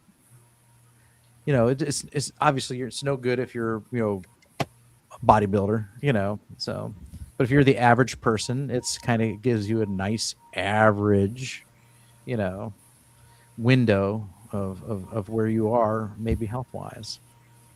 So, or I don't want to say health wise, but obesity wise. So, Standing Foot says bacon is high in omega-6. And that is usually true, pork and chicken, and that's usually not a problem. We do need omega-6s. The problem is having an overabundance of omega-6. And where does people usually get that overabundance of omega-6 today? Anybody? Seed oils. Seed oils, and it's in processed foods. So that's why we demonize seed oil so much, is because it's in everything, and because it's in everything, it disproportionately raises our omega-3 to omega-6 ratio. Actually, reverse that, omega-6 to omega-3 ratio, and then the higher we are in omega-6s versus omega-3s, the more likely we are to encounter inflammation. So. Speaking of documentaries, I came across one I hadn't watched in a while, so I'm like, no matter what it is, I'm interested. This one here is all about plant-based, and I'm just interested why they were interested, why plant-based is the way to go. And I remember this guy did the documentary also because he wanted to change his health, and he got to a portion of it, and he graded everything. And he put animal food or animal-based food, carnivore, animal-based food, and F. Seed oils got a higher grade. I'm like, are you kidding me? Those are the worst things to have. Yeah. It's like, remember that graph that was going around a couple years ago that showed that like Lucky Charms was healthier than eggs?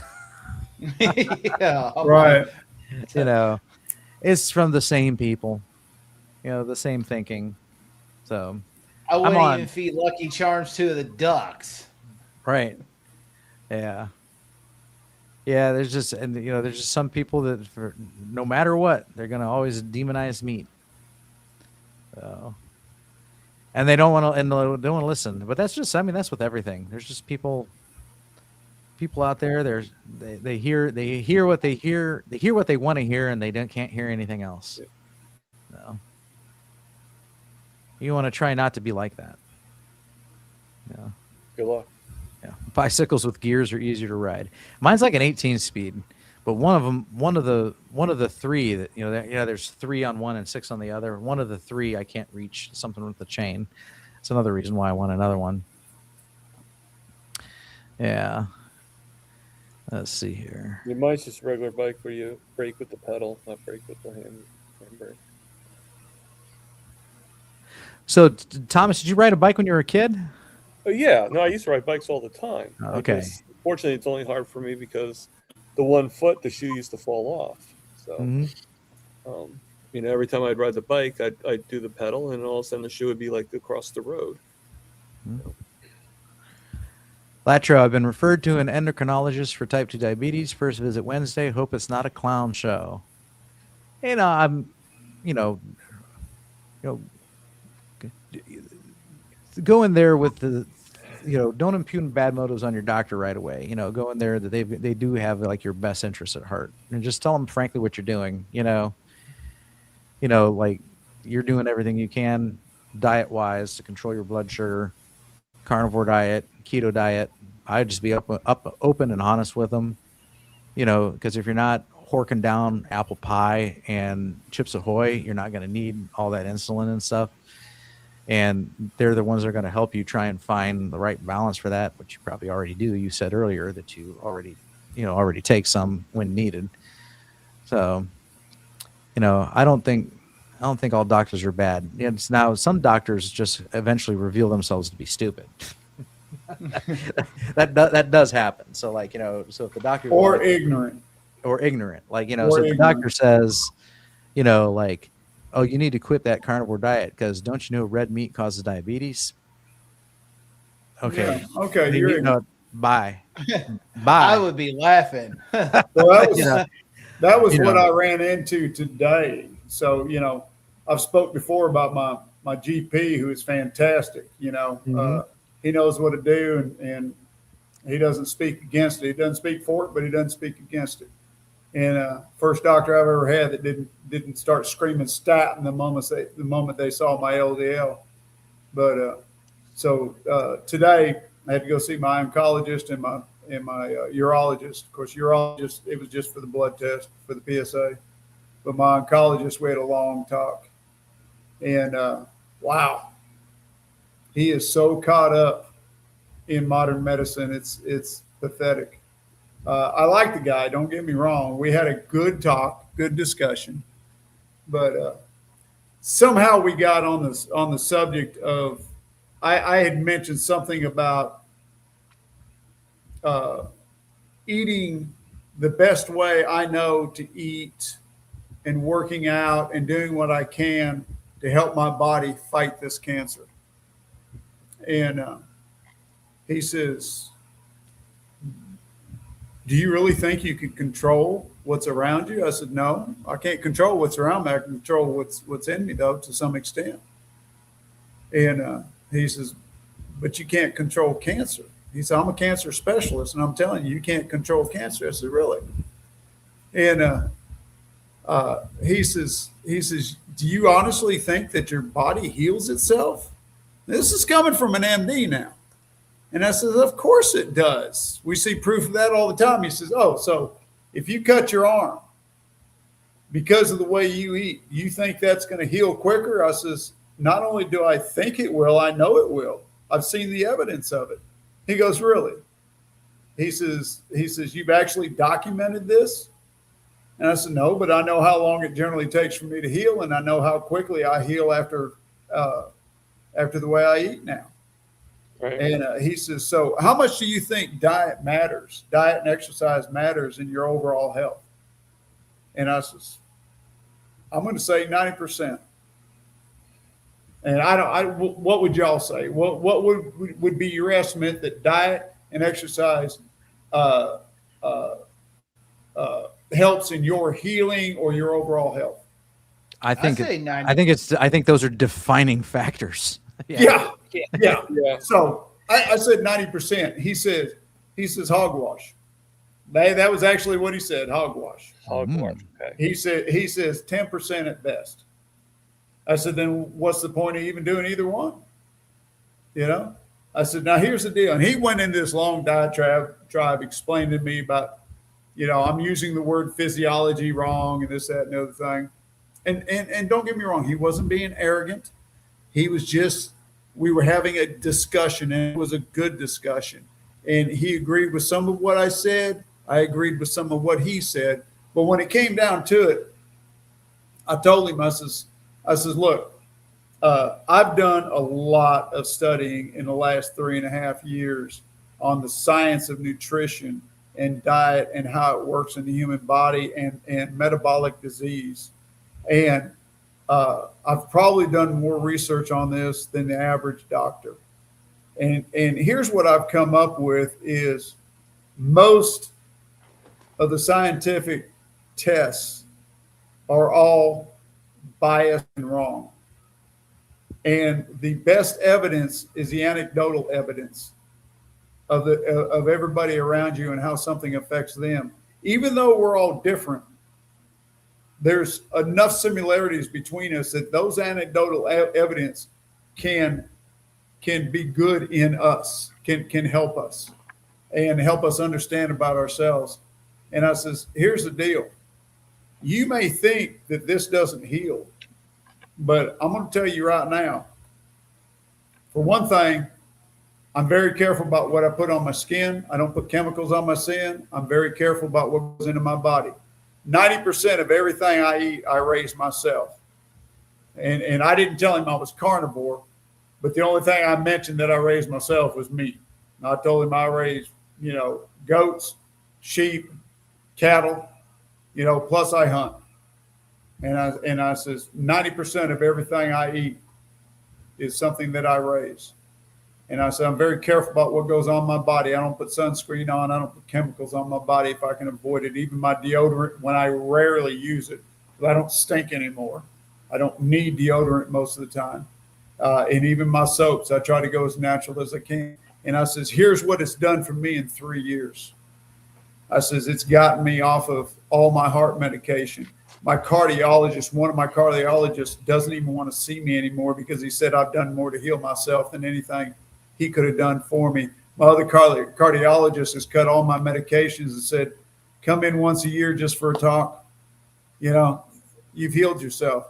I said, I had Crohn's disease and I totally reversed it. I no longer have any of these symptoms anymore. My inflammation is so far behind me now that where I couldn't walk 100 yards to my mailbox and back, I can now go out and step at a rapid pace 5 miles with no issues. And I says, changing my diet healed 16 different things in my body, from as small as dandruff to as big as my heart. I mean, I don't even burn in the sun like I used to. I'm not even day blind anymore. And I said, so you're going to have a hard time convincing me that the body can't heal itself just through diet, because I did that just through diet. And that was even before I started exercising. And I says, the only reason I started exercising is because I could exercise again, because my body healed, And he just looked at me and he went, really? All that happened to you? I says, yes, strictly from changing my diet. And I didn't want to tell him carnivore. I was hoping that he was going to say, what did you do?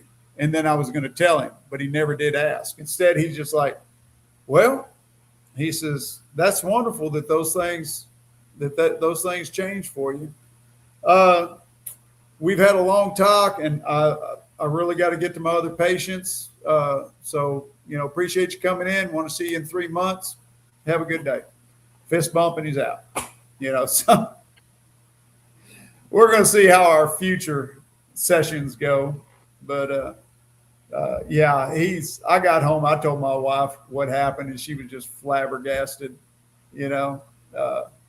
He hasn't been able to see me when I was ill compared to what I am now. Mm-hmm. He hasn't gotten to see that change. So he can only go by what I've told him.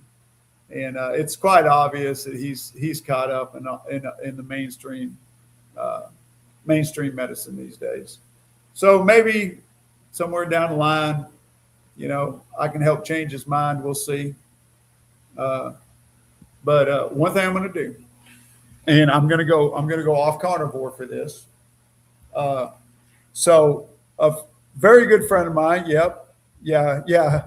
Rodney just posted, and I can even cut my toenails. Yeah, that's one of the minor things I can do now. Couldn't do that before. But anyways, so my buddy Rodney there, he's turned me on to an herbal tea. It's a mixture of herbs and Essiac tea. And I'm going to do an N of 1 experience. I want to pull a Nick Norris here. I want to do an N of 1 experiment. I got a fly bugging me. So I'm going to get my PSAs and here Friday, my results from my latest test. And I know they're going to be elevated because each time I get them, they keep going up. Even though my cancer is minor, my PSAs keep going up. So what I'm going to do is I'm going to do a 6-month regimen. I get my PSAs done every 6 months. So As soon as this tea comes in, I've ordered it. I'm going to do a 6-month regimen of this tea. And I'm already doing an iodine as per Thomas Seyfried. And of course, I already eat, super clean for cancer. So I'm going to try this tea, and I'm going to do it for 6 months because they say it takes about 6 months for it to really, really work in your body. And I want to check my PSAs after 6 months of doing this SEAC tea, and we're going to see what it does for me. So this is going to be my N of 1 experiment for cancer. Now, I will say, if the tea starts affecting me in a negative way, then I'll have to stop it. But as long as it doesn't affect me in a negative way, and you're not taking much, you're taking 3 ounces a day. It's not very much. So I look forward to seeing how that little experiment's going to go. That'd be interesting. I'm pretty flabbergasted at your doctor. So Yeah. that's I was too. mind-boggling there. Yeah. Wow, that's something else. For a doctor to say that the body can't heal itself was just mind-blowing. Right. Yeah, a lot of people will come in, people I know, they'll say as I go, because they know I'm having this hip replacement, I'm like, man, don't that hurt? No, it don't hurt. It's just awkward to walk because, I got that discrepancy because the hip socket is damaged, the joint's damaged. Yeah. And so it puts me into an awkward position where I walk like Grandpa McCoy, but I'm like, no, I feel the best. Well, how's that? It's because I eat a proper human diet that's best for me and been on it for over 2 years, and it helps me the best. I said, if it wasn't for that, I would be hurting. I'm like 48 years old, walk like Grandpa McCoy. Well, another 30 days, and then that less than 30 days I won't be. But I feel like I'm 28, almost 30 years old. I remember 20 years ago, I was over 400 pounds, and I was having issues with varicose veins, and I have a wound that would not heal at 28 years old. Yeah, I'm with you on that, Kelly. I lived with a damaged hip for 20 years before I got mine rebuilt.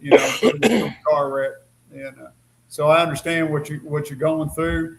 I limped for a lot of years. I had good days and bad days, but there was a lot of bad days in there, and eventually mine got bone to bone, and I had no choice but to get the replacement. That was back in 2000. So I'm now 26 years in, with this hip. It bothers me sometimes. It gets sore. It's not perfect. It was great for 10 years, but, I will give you this advice when you get yours taken care of. Okay. My associate pastor got his done a few weeks before I got mine done. He ended up throwing his out of socket 4 times. And after the 4th time, they had to go back in and redo his hip. I learned from him. In fact, I went up to him. I saw him in a cafe one day, and I went up to him, and I was on my cane at the time, and I went up to him and I told him, I says, "Thank you for doing what you did, because you taught me I need to do what my doctor. I'm going to learn from you, So thank you for that." And I never threw mine out because I did exactly what my doctor told me to do. I didn't push it. I did the therapy, and I did my own therapy. He didn't even send me to a therapist. He just told me to do some things at home, and I did my own religiously. And I had no issues whatsoever with my hip healing up properly. So don't push it. Don't lift things. Don't twist things. Yeah, bend at the waist.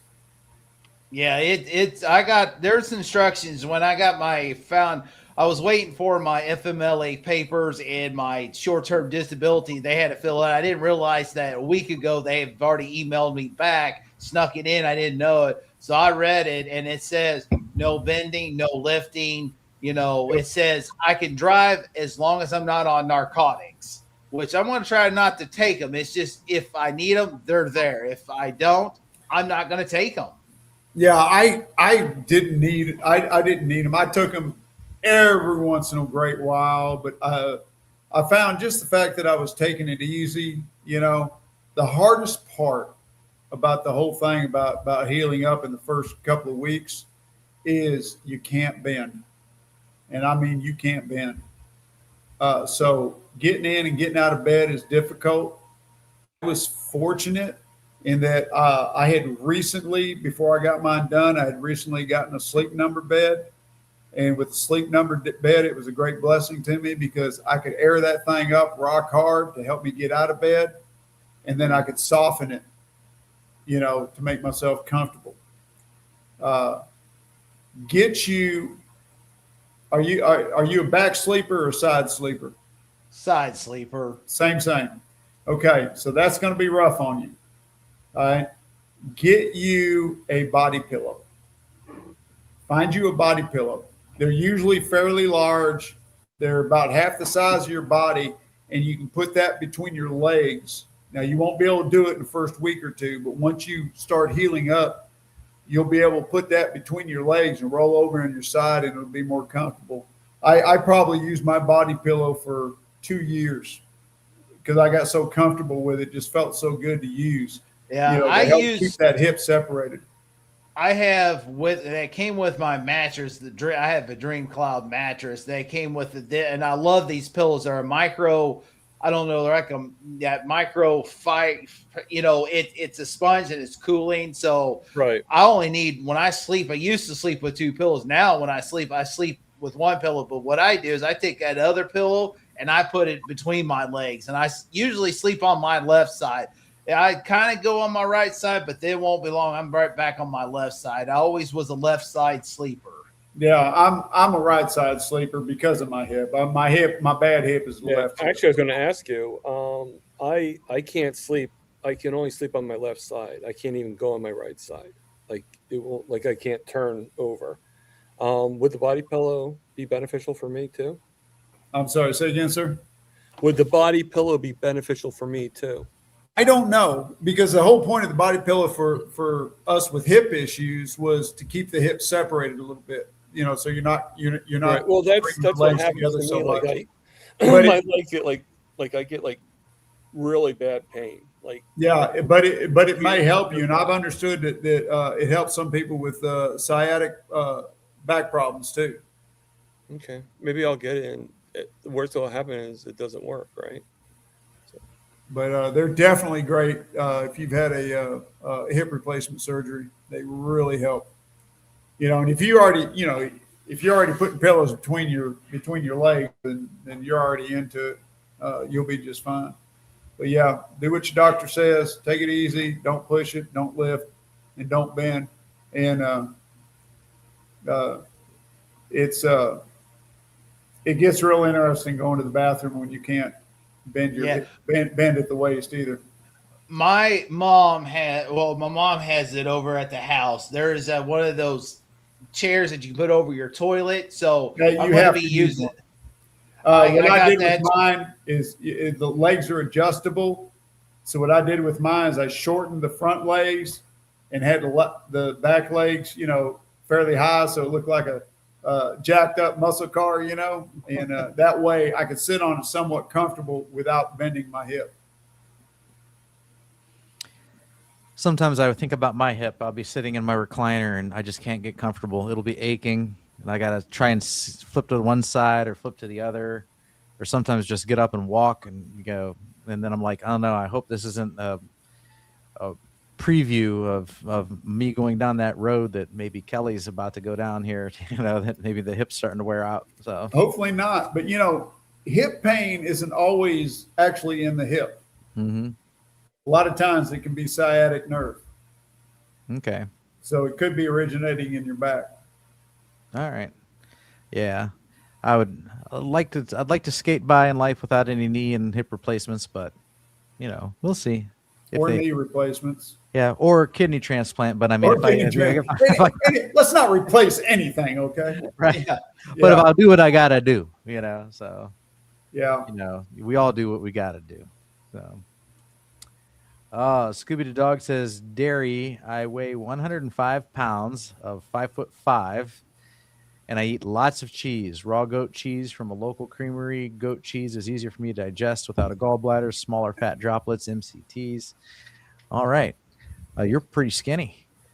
Sounds like so. Little Yeah, bitty outfit. you can enjoy your cheese to your heart's content. It sounds like very good. DS111 in July. I was not even sure if I'm carnivore 2 or 3 years. Feral grandma told me she has been around for 3, so 3 it is. Okay, yeah. Now 3, I'm just over 3. Jeff's just over 3. Yep. There's a lot of people I know that are in the 3 mark. So Yep, I just a little bit over 2, about 2 weeks now, yeah. 2 years. 1,182 days. All right, awesome. Amy says, yes, Bob, you have to do long form videos, shorts, and lives to grow our YouTube channel. Yep, sir. And Charlie says, Geezy, how do you make your own bacon? Brother, it's too complicated to go into it right now. In fact, I commented later on, maybe I need to do a video on that.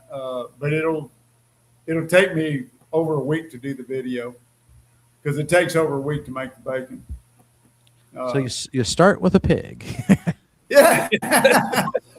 Yeah, or in I this was case, thinking the same thing. or in this case, the pork belly. Okay, I'll give you a brief overview. So you start off with pork belly. If you get it from the butcher shop, it may have the rind on it or the skin on it. You have to skin it and save the skin because you can make cracklings with that. That's a whole different recipe. But if you can find pork belly at the store without the skin on it, you get your pork belly. I cut it up into about 1 pound slabs, and you're gonna make a brine. That brine is gonna have salt in it. You can do it with or without sugar. That's your choice. It's going to have some other ingredients in it, whatever you want to put in it. But the main thing is the salt, and then you're going to put pink salt in it. And this is your nitrates. And for those who don't want to do nitrates, sorry, there's nothing I can do about that. But use celery salt. Celery salt has more nitrates than sodium nitrate does. So, everybody that's buying this nitrate-free bacon, look on the label and see if it doesn't say that it's got celery in it. If it's got celery in it, it still has nitrates in it, people. Learn. Yeah. Wake You're not up. going to get away from it. Celery It's has a more marketing. nitrates than sodium nitrate that I'm using in my bacon anyhow. Ran over. Get off my soapbox. But anyways, so what I do is I put the 1 pound bags or 1 pound slabs into Ziplocs, get all the air out of it, and I brine that for 7 days. And after 7 days, I take it out and I rinse everything off of it, pat it dry, put it in my smoker, and I smoke it a low smoke till it hits a temperature of 165. Then I pull it, cool it, and the next day I slice it. And it's better than anything you can buy in the store.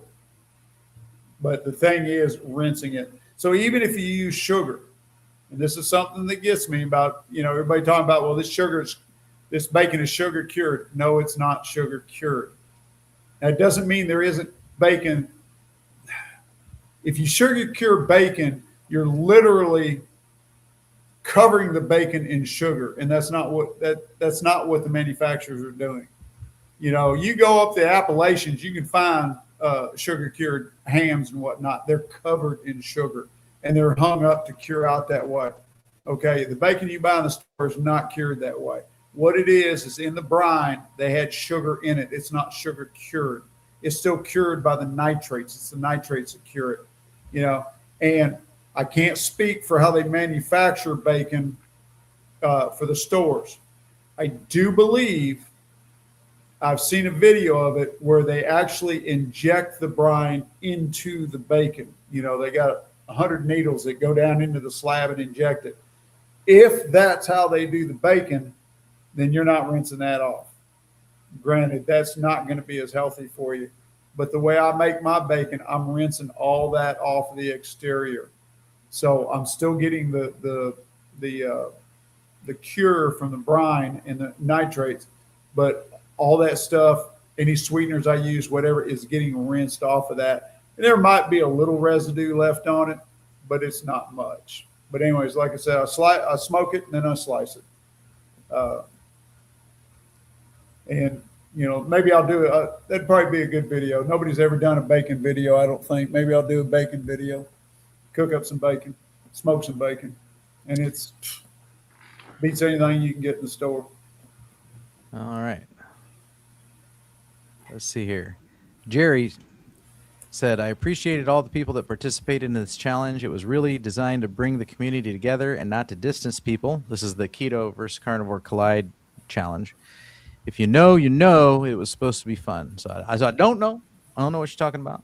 I'm not aware of any drama or anything. I had fun making the video, that's for sure.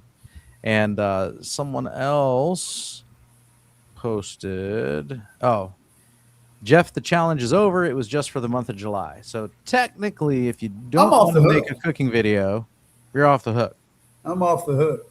But if you want to make a cooking video anyway, I'd say, it could keep going, make a video, nominate the next person. I don't see why the train's got to stop. So. Yeah, I know, really. There's like that, hundreds of us. Right. Thousands of us here on YouTube. There are, but there's only hundreds that I could think of that would do it. Yeah. Latro says GLP-1s have been shown to reduce bone density. So this is a little out of my realm of knowledge, but I am wondering, could that really be from under eating and not the GLP-1 like directly? If you take GLP-1s and they slow your digestion down and, they kill your appetite, so you eat less. So if you undereat and you don't eat enough protein, do you lose bone density? I'm just wondering if there's a cascade of events happening there. So it's kind of like the, Ozempic face, and some other issues like, the dependency on this and treating this like a miracle pill and still not doing everything else that you need to do right, like learn to eat right, learn to eat enough, and things like that. So I'm just a little thought that came to my mind when I saw this comment. Dr. Tony Hampton recently, I'm still trying to catch up on my YouTube videos from when I was on my trip, but at least in the past week, he had a video on the GLP-1s, and I'm afraid I didn't listen to it close enough, so I can't remember exactly what he said. But I remember somewhere in there that he was talking about how our body makes our own GLP-1, and he was talking about the different ones that they have out there and what they do, and he says he prescribes them. Mm-hmm. Because he is a nutritional diet doc, and he does prescribe them for some of his patients. All right. Yeah, no, like I said, I know people that, from what I understand, like I get using them to get someone started, to get that appetite under control, to get those first pounds off, to give someone some motivation. I don't see anything wrong with that, but because the GLP-1 is something your body produces naturally, and that's the other thing too. You try and tell people, your body will amp up its own GLP production on its own if you eat keto or carnivore. They don't want to hear that, and but they still have to learn to eat a proper human diet eventually. So you cannot, like, I'm going to eat, Hostess ding dongs and white Wonder Bread and take my GLP-1 and live happily ever after. It's just not going to happen, So you want to take your GLP-1 and learn not to eat that crap. Start eating real single ingredient whole food, and I don't care if it's fruit and vegetables and meats and cheeses, Right. Amen. And learn to eat right, and then you don't need the GLP-1, and you'll be able to control your appetite by eating nutrient dense food instead of all this nutritionalist air that's just made of seed oils and sugars that you've been eating all your life, so that's how I think it's okay as a tool to get started, but you can't, I don't think except for maybe blood pressure meds and some other certain circumstances, you should not start taking a medication thinking I have to take this for the rest of my life. Right. Well, you unfortunately, might, but you also, but you should be thinking like, okay, how did I get here to where I needed this medication, and what can I do to maybe undo that damage? I just think that's just what people should think about. but I believe it's rare that there's going to be those people that are going to come to that conclusion. And I say that from the evidence of the ones that have gotten the lap band surgeries and the stomach bypass, whatever they call them, all that. Because I know we had a lot of people. That was a hit thing at our work, and we had a lot of people getting those surgeries. And out of everybody I came across that got those surgeries, in fact, one of the guys on my crew got that surgery. Of everybody I knew that got that surgery, 2 of them actually were successful because they would exercise. It taught them to eat properly, to eat better, I should say, not properly. And I watched the guy that was on my crew, and he's a friend of mine, still is a friend of mine. And all he did was stretch his stomach back out, 1 grape at a time. Because all he could eat was a grape. It was so bad. And eventually it was 2 grapes and then 3 grapes, and he started eating more and more. Eventually he stretched it right back out. And I'm afraid the GLP-1s are going to do the same thing. They're looking for that quick fix, that magic elixir, and instead of using it to change their lifestyle, they use it, they lose the weight, and then they turn right around and they eventually overcome it. When they quit doing it, they go right back to eating the way they were. Because they ain't giving up their Doritos and their M&Ms. It ain't going to happen. They didn't have the discipline to begin with. They're not going to have the discipline afterwards in most cases. I hope and pray for the ones that do it that will come to see the light. And Dr. Hampton, in his clinic, that's what he does, is he's coaching them to eat properly so they can get off of this, and eat a good lifestyle diet. But I'm afraid a lot of them are fighting an uphill battle, and I do want to thank Cranky Carnivore for mentioning that. When I said pink salt, when I was talking about bacon, I'm not talking about Himalayan pink salt. That's a term we use for a pickling salt. It's sodium nitrate is what it is. It's pink in color. That's why we call it pink salt. Yeah, I had that up on the screen while you were giving your short Cliff's Notes version on making your own bacon. All right. Jerry said an expression I use. If you know, you know. It's my signature shtick because I say that a lot in my videos, and everybody knows that. So now you know. Okay, all right, I got it. So I'm misunderstood. I'm like, I saw that. If you know, you know. I'm like, ooh, I don't know. Damn, what's going on? That's what I thought was going on. All right, now I get it. It's Jerry's word whisker. All right, DS111. I met a guy on a job site 2 months ago who wears a bag now for the last 2 years and is finally barely able to get around enough to go to work. They punctured him, as he said, during a colonoscopy. Man, Can't imagine. That's terrible. I get one of those since I've been diagnosed with ulcerative colitis in 2008. Like every 3 to 4 years, that would be terrible. And maybe I'll back off on them now, and because I'm showing a history of having reversed my ulcerative colitis thanks to the carnivore diet. But that would be awful, terrible. Rodney, evening, gentlemen. I can't do regular dairy, but a bunch of members in the Carnivores for Christ group uses ghee, and I want to try that. And many make their own. Anyone ever make their own? So I haven't made my own ghee. Ghee's just butter. It's like super butter. Yeah, so I get mine from the store. Yeah, it's butter with the milk solids removed. It's just a matter of heating it up and skimming off the surface. I tried to do that one time. I did like Cowboy Kid Rollins did. He made clarified butter, which is ghee, and I tried the same way, and mine failed. Same. I tried it too. I follow Kent also, but it's I just, if I'm going to use it, I just buy it at the store. But all it Butter. is, I mean, if you can do, Rod, if you can do butter, you can do ghee. 'Cause that's all it is. It's just clarified butter. Right. It's just had all the It's the proteins dairy removed. solids taken out. Yeah, so it's like it's like the pure fat. There's like no protein at all. So Exactly. yeah, butter is purified butter, super butter. Thomas just sent me a chat privately, said he was getting tired and bailing out. So good night, Thomas. Thanks for joining us. And Thank again, you, sir. if you're not familiar with Thomas, Target Prime Rib is the name of his channel. Go look it up, or scroll up earlier. I did paste the link. Let's see here. Coach Amy says, "Sorry if I missed saying hi to anyone. I'm meal prepping. I did see. I didn't bring it up on screen. Sorry about that. But good to see you here tonight. Good to have you among us. And same with Brisket Boomers. Finally was able to get on. How's everyone tonight? Mind you, this is chat's going back. These are going back an hour now. So I'm not going. I haven't been putting these up in order.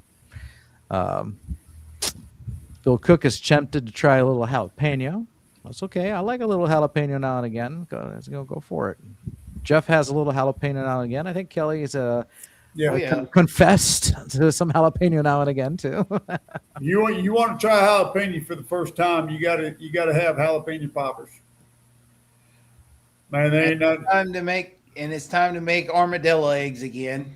Yeah, jalapeno poppers is you slice your jalapeno in half lengthwise, pull the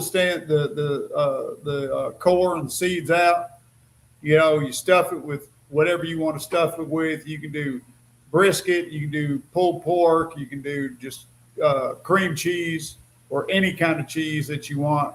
Wrap it in bacon, stick it out on a grill, put it in the oven, or in my case, I like doing it on my smoker, and cook it until the bacon is done. And when the bacon's done, you can eat it. And I'm gonna tell you what, that's one food I ain't giving up. I love my jalapenos.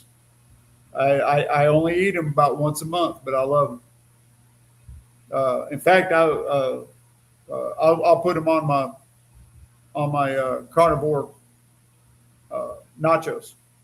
I'll give me some chorizo from the carniceria, cook that up. Lay out a plate of clean pork rinds, put a bunch of chorizo on there, put some cheese on it, put my jalapenos on it. And that's my big treat for the month right there. It's about once a month. I'll go overboard on the cheese with my nachos, and have some jalapenos with it. It is about time to make those. I hadn't had carnivore nachos in a long time. Like I said, I do it about once a month, and pop them in the microwave. And I like how the fat from the cheese softens in the heating of the pork rinds, kind of turns them into a chewy, rubbery texture. And maybe some people wouldn't like that, but I like it. I enjoy it. Well, I have a YouTube, or not only YouTube short, but also on Facebook reel as well, where I did I call it carnivore breakfast muffin, bacon wrapped breakfast muffins, and it's really, really, really easy. This it's got bacon wrapped around it, and then I mixed some eggs and ground beef with some cheddar, a little bit of heavy whipping cream, put it in a muffin tin, baked for I think 20 to 24 minutes. Oh, they were so good. Now my wheels are turning to do a dairy-free version with sausage, and I found ground pork sausage at Dollar General that has no MSG in it, and I was very surprised with Smithfield. I wouldn't think they'd be like the other ones, it'd have MSG, dextrose. The last ingredient is sugar. That's it. Other than that, there's no MSG. I didn't see no MSG or nothing like on it. So $4.50 there at Dollar General. 1 pound of ground sausage. That is it 100% clean? No, but it's a lot healthier No than sausage is. No sausage is unless you make it yourself.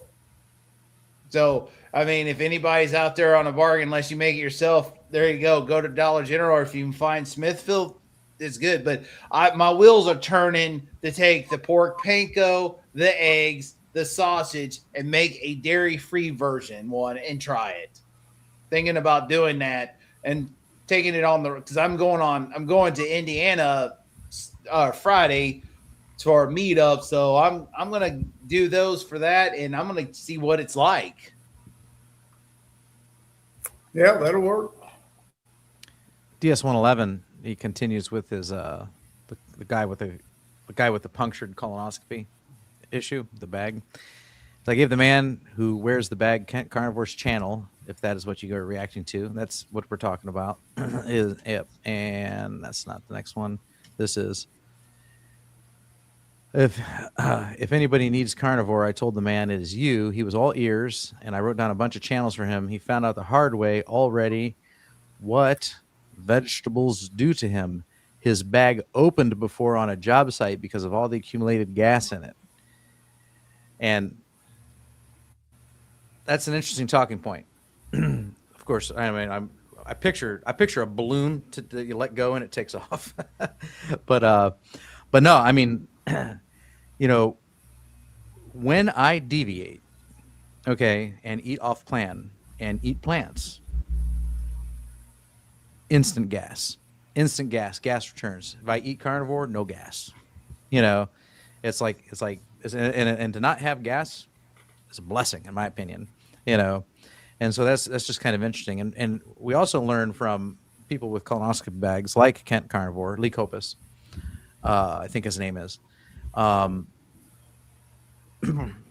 vegetable matter, when you empty that colonoscopy bag, sometimes you can see the remnants of undigested vegetable matter in the colonoscopy bag.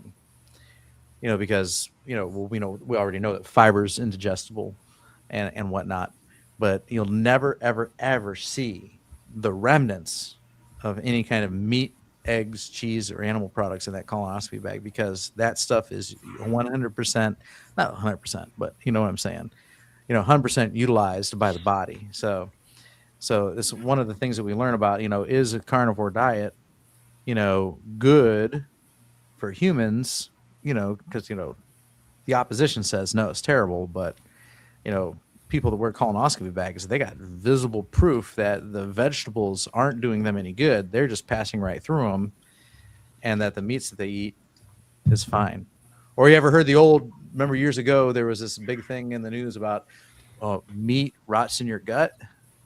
That's why I'm grinning. I was just remembering that. Yeah. It just sits in your gut. It just sits there and rots. It doesn't digest. Totally not true, because, people that wear a colonoscopy bag, there's never any meat in it. That bag is basically like their gut on the outside of their body.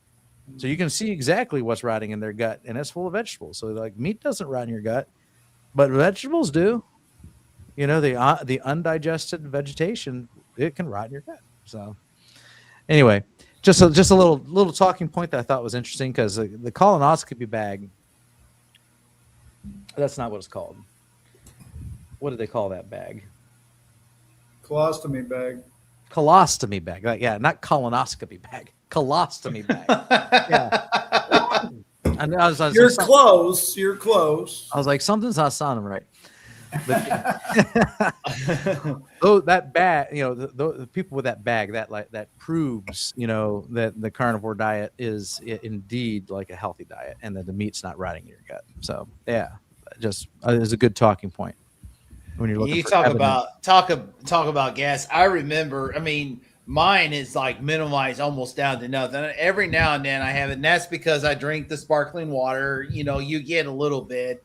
I remember before, when I was on the standard diet, even early part, the keto wasn't bad, but I remember when I was on the standard diet, it was so bad that I could clear a room. That's how bad my gas was. It was so bad it curled your nose and you want to run. Now it's like nothing. I've had some, I've emitted some deadly fumes before. That's for sure. Amy says, "Who wants gas?" Yeah.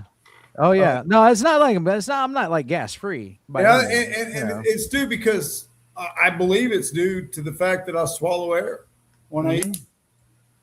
And but the difference is, it just don't stink. I don't have body odor anymore. I rarely wear deodorant. Rarely. The only time I wear deodorant is just as a precautionary, like, church. If I'm gonna be around, in public in a large gathering. But normally, and I don't need it. I mean, I've been going to all these doctor's appointments. I probably put 200 miles on my bike today. I mean, my doctors are all spread out. I live in a little bitty town. Everybody else is in these cities, and I rode my bike today, 102 degrees out there, in Texas heat all day. I'm wearing a black T-shirt. I didn't even put deodorant on this morning. And I don't need it. I don't stink. And trust me, if I did, it's not because I'm nose blind. If I did, my wife would let me know. That woman's got the most sensitive nose to smells I've ever known of anybody. I don't stink. And no, my stuff don't stink no more. To pull out the old cliche, oh, he thinks his stuff don't stink. No, my stuff don't stink. It really doesn't. I don't get it, but it don't. In fact, if it does, there's something wrong with me. There's something going on. So yeah, I don't have an issue with that anymore.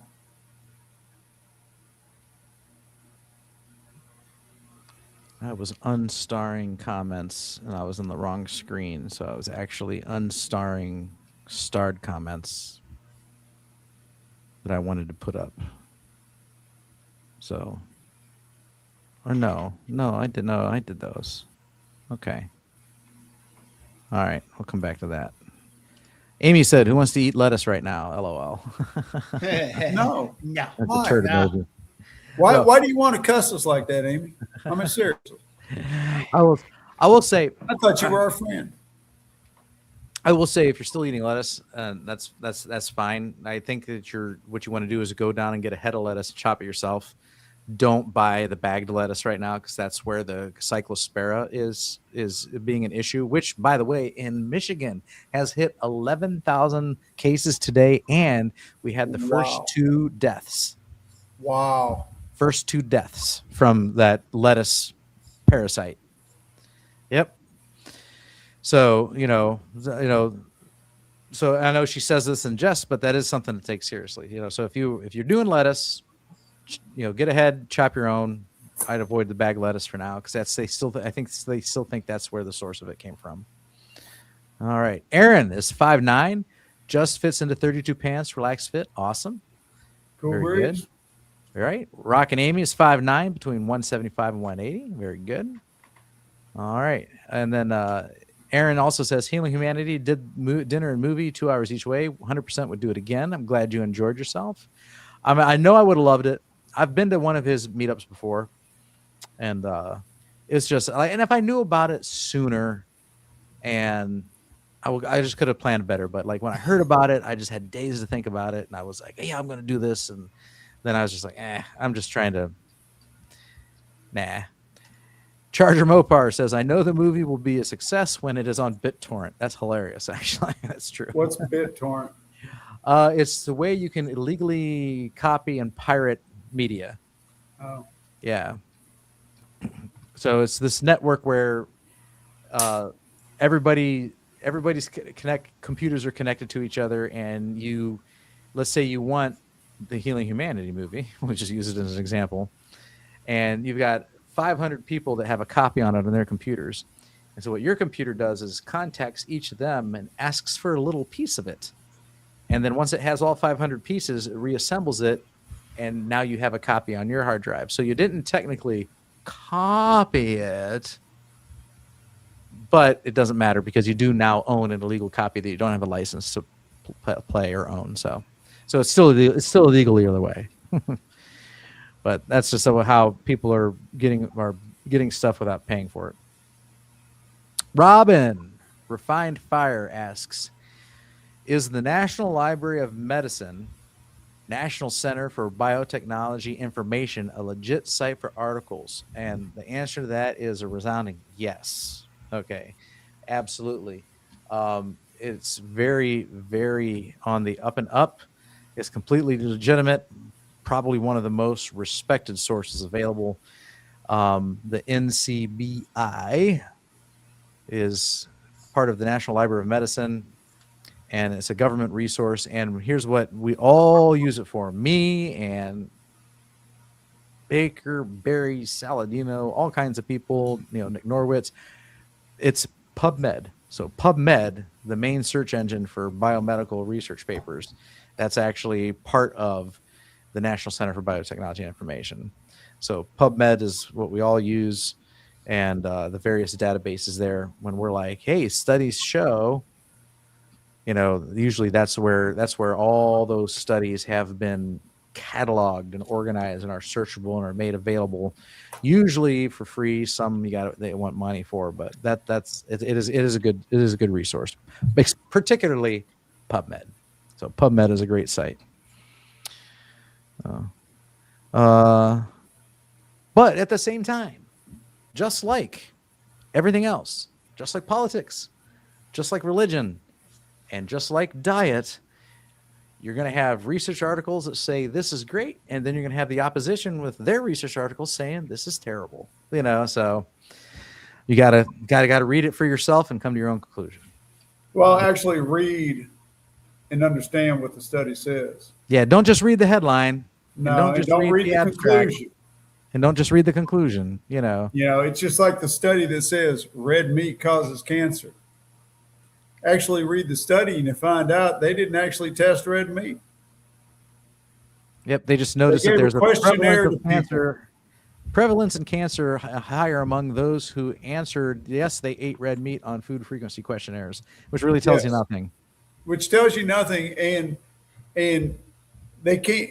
They considered a McDonald's hamburger red meat, but if you talk to somebody like Dr. Baker, he'll tell you. Or not Baker, Chafee, he'll tell you that's a vegetarian diet. Eating a McDonald's hamburger is mostly vegetarian. It's not a meat diet, So they included things like eating hamburgers in their food survey. So you got to actually read it to understand what it is they're saying. Yeah, when they go attack and they'll say, "Oh, red meat's pro-inflammatory," it causes inflammation and all that. They'll compare it to that McDonald's hamburger, but sadly, it's just that little patty gets the demonized, but they don't demonize the rest of it that causes the issues. Exactly. They don't look, and this is why you've got to read these papers objectively and understand what it is you're reading, because half the time they're very biased.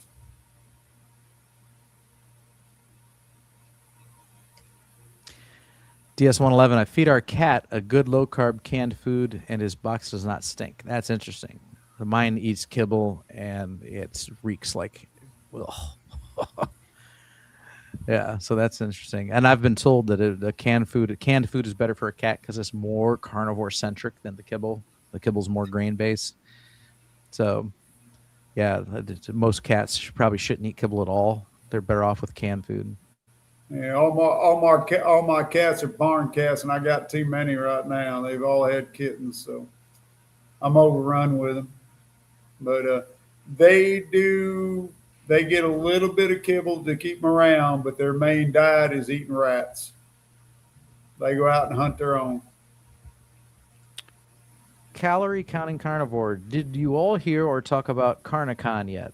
I got my ticket today after hearing about it at Kent Carnivore's YouTube and can't wait. So, no, and this is kind of interesting. If anybody knows anything about Carnicon, I'd like to hear about it. So, I saw this last year or the year before. I think it was its first year. So supposedly, I can actually bring it up. Let me bring it up here. I look at this and I'm like, man, I don't know. Carnicon, because they want money, and it's supposed to be a 3-day virtual event.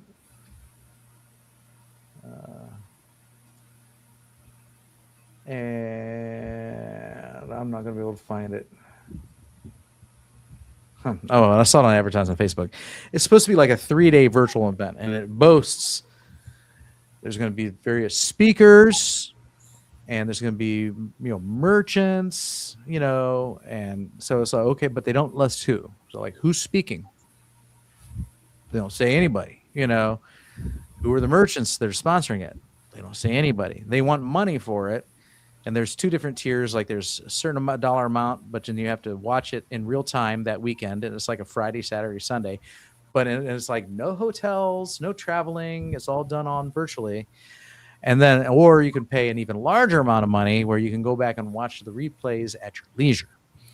And, but what's taking place, who's going there, I don't know. I've not seen anybody talking about it. You, Calorie Counting Carnivore, are the first person I've seen mention it. And aside from, there was one person in the in a carnivore coach group I am on WhatsApp that brought it up. I asked about it there, but no, I mean nobody seems to have answers. So did anybody attend this one last year? What was it like? I never even heard of it until now. Yeah, Carnicon. Oh, I misspelled it. Maybe let me try spelling it right this time. Carnicon. Okay, yeah, here it is. I'll bring this on the screen. I'll show you why this looks a little sus to me. I mean, you tell me if this looks sus to you. By the way, if you want to join us on screen, now's your chance because we're at 10:15, and we'd love to have you here. Okay, so here it is. Carnicon. The Virtual Carnivore Convention, September 18th through 20th. Not another webinar, not another summit. Carnicon is as close to being an in-person event as you can get without the plane ticket or the road trip, and everyone has a front row seat. 3 live days of your favorite expert voices, practical guidance, interactive experiences, community connection, entertainment, exhibitors, recognition, and you, the people, help shaping the movement. It's $97. And for the first 100 tickets, once they are claimed, then admission returns to 157. Now, that's been up there for weeks, by the way, so that tells me they haven't sold 100 tickets yet. Okay. It says, join us. Now, it shows these people. Now, this image, I didn't see this image before. I think that's been added. Are they really going? I don't know. Or is this, I mean, anybody could put this picture together. Yeah, Dr. Kiltz is on here. I should ask him, like, hey, you going to Carnicon? Because they're using your image. Because I see Bella SBG, Dave Mack. Oh, now it's listening by name. Lash. Okay, so this site's been updated. This site's been updated since I saw it last. Because now it lists them by name. Meet some of the voices of Carnicon and lists all their names. Those must be the names of the people in the pictures. Okay. And there's a video. Oh, there wasn't a video last time either. Let's play it.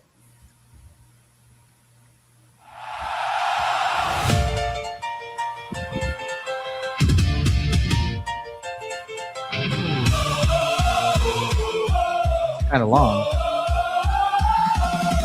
Grass-fed cattle, it's a battle, but a sizzling seed of oils rattle. Farmers markets, local steaks, big food making big You guys can hear that, right? Corn syrup, Yeah, lamb unfortunately. meat, fake cheese, ultra-processed wheat. Ranchers working long, hot days. Folks are shopping grocery chains. This is AI. If I haven't heard it. Protein, ribeyes, sunlight, sleep, and clear blue skies. No GMO, no dyes. Nobody sees this. Stop believing all the lies. Egg yolks, brisket, bacon, grease. Metabolic disease. Nose inflamed. I'm skipping. Better now than never.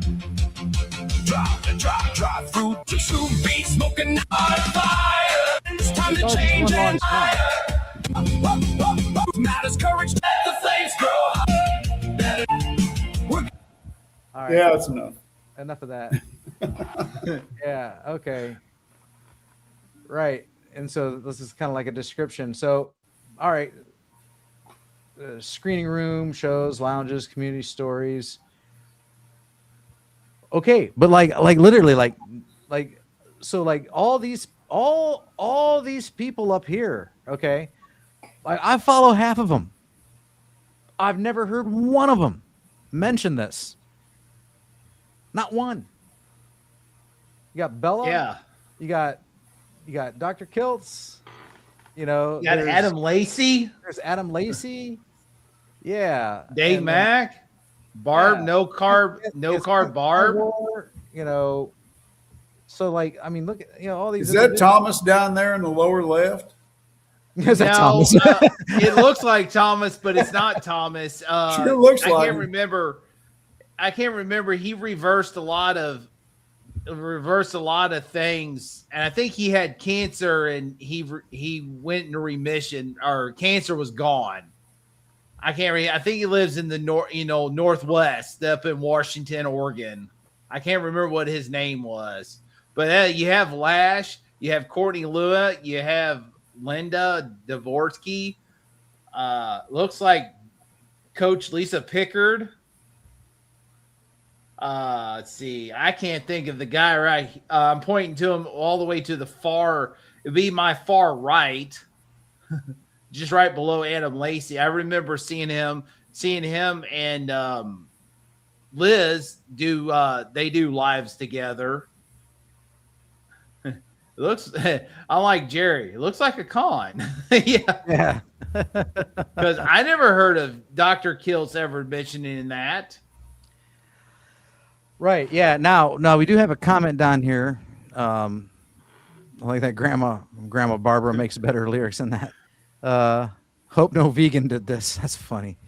Hey, AI slop. Yeah, I mean, it is. So, and so here, Isabella says, Dave Mack shared a post about it a week ago. Okay. You know, I didn't see it. Where? Facebook, X, YouTube. I mean, it could be.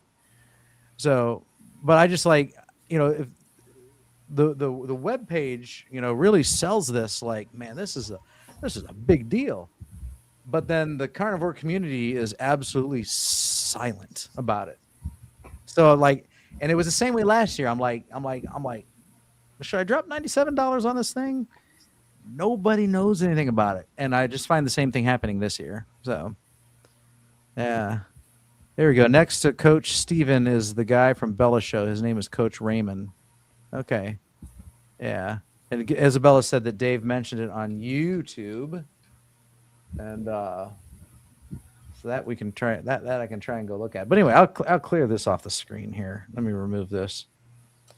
But yeah, so like, you know, it's either $100 or unless you snooze, you lose. You're out for one of the first 100 people. Then it's 150, and then it's, if you want the unlimited replays, it's 300, and it's like, I mean, it seems to me, it just sounds to me like you're paying several $100s for this, what we're doing right here. Yeah. You know, or a Zoom or like a Zoom call, you know, like what we did with Dr. Kiltz earlier today, or if you're on Barry's group, what you do with Barry. It just seems like, you know, someone's charging for a Zoom call. That's kind of what the way it comes across to me. So I'm friends with Dave Mack on Facebook, and I have not seen anything about Carnicon yet. I'm going to a YouTube here, Dave Mack. Let me see if it was a post. No Carb Life. And let me go to his posts. I mean, if it was in a video, I'm not going to see it. So he did say something here. Okay, yeah, there it is. Oh, there it is. I see it now. Yeah. Let me remove this guy and add this one. So no, so Isabella's right. Here it is, right here. Where it is. So I'm on Dave Mack's page. There's he sharing it. Carnicon.live, the virtual carnivore convention. I'll have to ask Dr. Kiltz about it, because I'm close with him, so close-ish. You know, I'm on his Mondays. You know, I'm on his Mondays, and when he's available, he's here on my Mondays. So you know, I'll just be like, yo, hey, I have a question for you. So, all right. But you got to show that cartoon right below it. That's great. I saw him post that on YouTube earlier. Do you have a vegan menu? None of our menus are made of meat. Please don't eat it. That was Yeah. good. Yeah. So yeah, I was just asking if any of you know anything about it, because I've seen it and I'm just kind of like, I'm not sure about it. Now, like I said, what I showed you actually showed a picture with their faces and listed names. And when I looked at this website a couple weeks ago, it didn't have that. So I was kind of like, okay, like anybody could put this web page up. I was a little, but it's the second year in a row. So like, it's got to be legit because, fool me once, shame on me, fool me twice, or however that goes. So, all right, back to our comments. Robin said, I've been giving my grandma more protein for dinner time because before I got there, Grandpa and Grandma were living off of Frosted Flakes. And I can tell in this third-ish week that she is doing good. I was like, good, yeah, get them the protein. And I read something somewhere, and I don't remember where it was at, that older people tend to start living on nothing but sweets. mhm. The older you get, the more you just want sweets. I don't know if it's an energy thing, if it's I don't know, don't care anymore type deal. I don't know what it is. Uh, I know my in laws were like that before they died. They were it's all they wanted. My mother in law was all about the ice cream. Always had to have ice cream. She always had to have something sweet. Every time she ate anything, it had to be something sweet. I don't know if it's exactly why that is, but I read something where older people tend to just go straight for sweets now. I wonder if it's just like taste buds or pleasure sensors. Like some of them are dying off, Yeah, and then some of them, and then others are maybe become more sensitive. So like, you know, it's it's kind of funny. Like when my parents try a new restaurant and then they tell me about it, you'd swear they were having an out of body experience because they're just like, yeah, we tried this new place over here in the borough the other day. Have you ever been there? No. Oh man, you should really try it, Bob. I had this dinner and it had this on it and this on it, and I'm telling you, man, when I bit into it, it was just like, oh, it's so good. I'm like, whoa, calm down. Oh, they get really into describe, like they start thinking about how good it was, and it's like they reliving it, and it's like, wow, okay, wow, it must have been pretty powerful. And I just wonder if that's like an age thing too. uh so they aren't Robin continues, they aren't thrilled about veggies and fruit. I was glad to hear that, but they do like the baked potatoes. So well, just do the best you can. So it's kind of one of those things. How old are they? You know, they've lived a lifetime. They've kind of earned the right to eat what they want. And I know you want them to fare better. So you try and guide them as best you can. yeah. You can lead a horse to water, but you can't make him drink. DS111 said, a woman I know said her doctor told her to avoid red meat. Listen to me, I said. I'm not a doctor. I think I started that by accident. I think I was bookmarking my spot earlier. Let's see here. Already did that. Oh, this is good information. Scooby the dog here. If someone has trouble with cow dairy and wants to try, goat has some different properties, makes it easier to digest. Or some people potentially do better with A2 cows without the A1 protein, which apparently is more inflammatory for people who are sensitive. That is accurate. So that is good information. I can drink both kinds of milk without issue. But I do know some people that they can't drink the A1, but they can drink the A2. And again, I'm not like big on the caring so much about pasteurized versus raw, but I have to admit I've got someone that I do carnivore with locally who's got a bunch of kids, and they cannot drink pasteurized milk, but they can drink raw milk just fine. So, and it's proof positive. I've seen the evidence, so it's interesting. I don't understand it too much. I do. I mean, I get it. Like there's the natural lactase in it that doesn't get cooked out when you boil the milk and other things like that. But you know, it's pretty remarkable to see these kids that could not drink milk, or this family that could not drink milk, but they can drink raw milk and have no problem with it. They were the ones that gave me my raw milk for the first time, by the way. So. Now, seeing a reverse turn, I've got a goat that's living off of cow's milk. Oh yeah, Yeah. I even did a video on it. We one of our babies was abandoned by the mother, and so I'd have to wrestle her into a corner of the barn and force her to allow the baby to eat. We did that for a couple of weeks, and then it's wasn't so hard on us, but it was getting really hard on that nanny, and so we decided to transition baby over to cow's milk, and so that we could let that nanny back out on pasture, keep having her stop keeping her penned up, and that baby's thriving on that cow's milk. I just posted the link if you want to join us on screen. It is 10:30. That's our officials. We schedule ourselves 8 to 10:30. But we'll entertain maybe another 15 or 30 minutes if anyone wants to jump on. We're also getting close to the end of our starred comments. DS111 also said they found 40 pounds of meat in John Wayne's intestines. A guy actually told me at a barbecue. The guy was fat and did not know what he was talking about, of course. So, yeah, there's no one's got 40 pounds of meat in their body. Anybody. I don't care if they're John Wayne. I wish somebody would say something like that to me sometime. If all the meat I ate that's in my gut, I guarantee I'd be heavier. If that was true, I would be heavier than I was before I started carnivore. I'd be over 400 pounds. So yeah, no, there's no way.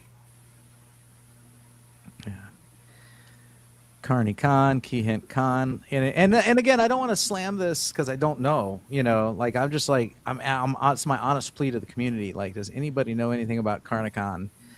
Because there's not a lot of buzz about it. You know, so I don't know. What you know. What it does generate buzz. Healing Humanity meetups. Hack Your Health in November. Meat stock in the spring, like those things generate the carnivore cruise that you can take in the summer. There's a color, and there's a couple of them. There's a couple carnivore cruises you can take, and those things generate a lot of buzz. But this, I just saw advertised on Facebook, and it's virtual, and I was like, okay, where's the buzz? Let's see here. But yeah, I mean, it could be a legit thing. I'm not saying it's not a legit thing. I'm just like, does anybody know anything about it? That's all I want to know. All I want to know.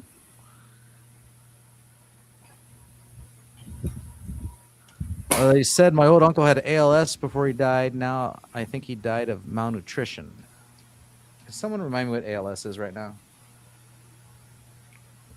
I can't really remember. I know ALS was Lou Gehrig's disease. Yeah, Lou Gehrig's disease. Okay. Amyotrophic lateral sclerosis is a progressive neurodegenerative disease that affects nerve cells in the brain and spinal cord, leading to muscle weakness and atrophy. So it's another sclerosis. Yeah, I mean, I think it could have been exacerbated by it. And the only reason I say that is because the sclerosis that I'm more familiar with. Someone brought one up a couple weeks ago that I hadn't heard of either. It was another kind of sclerosis, and then there's multiple sclerosis, MS. Yes, MS. Like MS. Like, so I know people with MS and who have reversed their conditions with the carnivore diet. Mm-hmm. So just knowing that exists out there is enough to tell me that yes, diet and nutrition definitely play a role in this. So Yes, there is. I can't think of her name. She's from Boston. I think Diane is her name. Because I remember seeing her guest on Kilts, and I know that Kerry Mann had interviewed her on his channel before, where she reversed her MS. nice, yeah. Who'd you say her channel was? I can't remember what her channel was, but her name was Diane. But I know Kilt. okay. She was on one of the guest morning for Dr. Kill's, morning when it was at 6 a.m. And then also, I believe Kerry Mann interviewed her. I was thinking Diane Ladd. I'm thinking, but I'm not positive. But I believe she's from Boston. There was one, I believe it was Carnivore Cabana or something like that. It had some sort of like theme like that. Carnivore Cabana. Let me see if that brings up anything. Cabana Chronicles. That's what it is. I think that's her. Yeah. Yeah, she did carnivore and it helped her with her MS. So that's another channel to get to check out. All right. Let's see here. My mother, Carnivore Cutler, says, my mother-in-law faithfully follows the dietary recommendations of the American Diabetes Association. I'm sorry. 3 meals and 2 snacks per day, all carb heavy, followed by dessert. It just doesn't make any sense. I found her. It's called Boston Carnivore Diane Ladd. Okay. All right. Yeah. There's another diabetes group that you should try and turn her on to. The American Diabetes Society. That one's headed up by like Dr. Barry, Tony Hampton, and that would have good, reliable information. Which, of course, I mean, you know that. Cranky Carnivore Cutler knows that. So, Cranky Carnivore Cutler could be on here telling us like it is, just like we are. He's very well educated.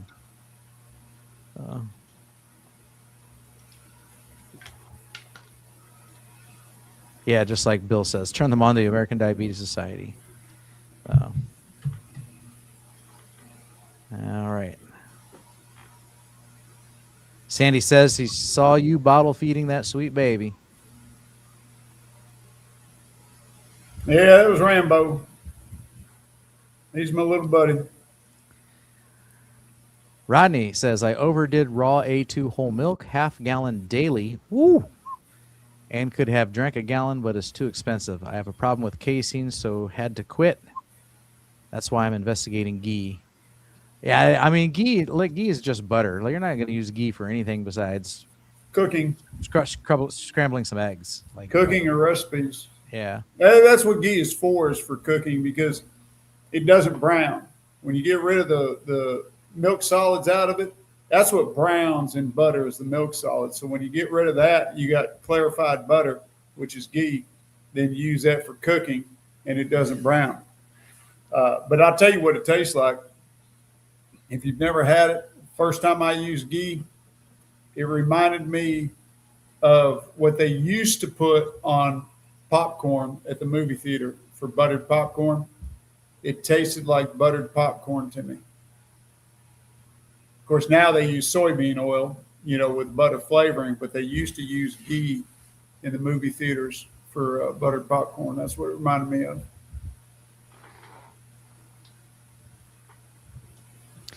Ronnie says, if diet can reverse MS, that tells me previous diet was what caused it in the first place. Maybe. Food for thought. You definitely can't rule that out. We just know Definitely a for contributing sure factor. that eating carnivore can reduce the lesions on the nerves and on the brain that cause the ALS symptoms.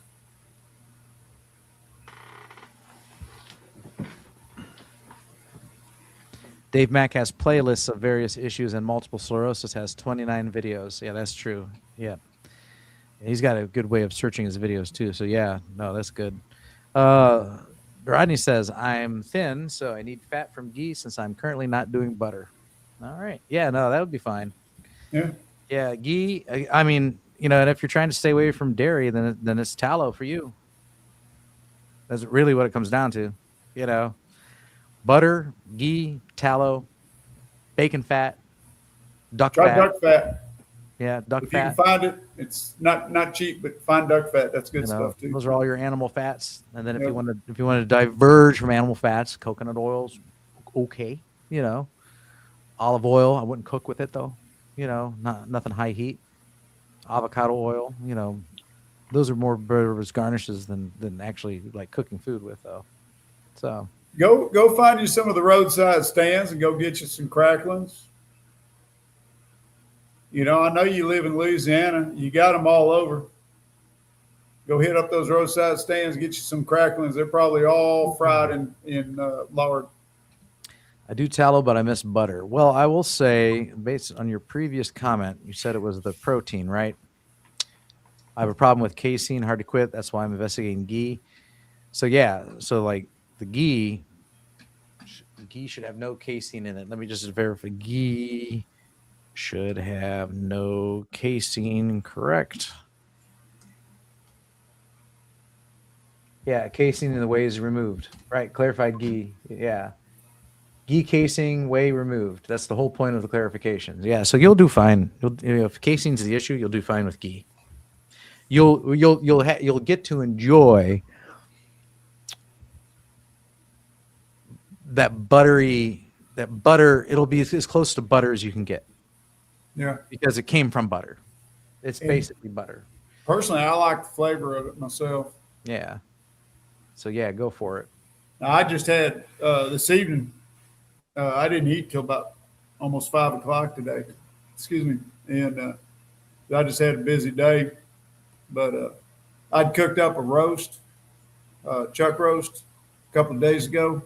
Put it in crock pot overnight, and I put 1 stick of salted butter in it, and just some salt, a little bit of garlic powder on the meat. Let that cook all night long. Of course, when I stored it, I poured that butter over it. So now that butter's all solidified around that roast. And I just dig some out and I put it in a bowl. You don't want to put it on a plate, and I make sure I get plenty of that solidified butter. So when I'm eating that, after I heat it up, I'm eating that roast, and it's just drowning in butter. Oh, it tasted so good. You then gave me an idea with this clarified butter, this ghee. I'm going to try it again with the popcorn pork rinds that I did, where I did butter. Because when you said movie, they used to do that for movie theater popcorn. I'm thinking, I wonder how this tastes. I might get a jar of that, melt it, and it tastes just like mix it up in their pork rinds and put a little bit of that popcorn salt I have on it, that Redmond's popcorn salt. I'm going to give it a try again. Yeah, or just, and don't even pour it over. You just dip it in it. Yeah, I created a monster. I turned my wife into putting butter on her pork rinds. We keep our butter out. Our butter is always softened because we use salted butter. You can keep it out. It's not gonna spoil. But you can only do that with salted butter. So we keep it out. It's always soft. And she wants a snack. She'll get a couple tablespoons of butter and some pork rinds, and she'll just spread some butter on them pork rinds and eat them like that. She's falling in love with that. It's a good little snack. Speaking of snacks versus steaks, if you're going to eat a snack, that's a good one.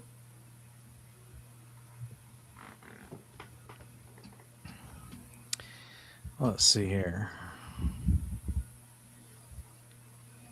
Let's see here. Carnivore Cutler says Carnicon has their own Facebook page. One of my carnivore friends posted about it. Yeah, so okay. They got where's that at? That's here.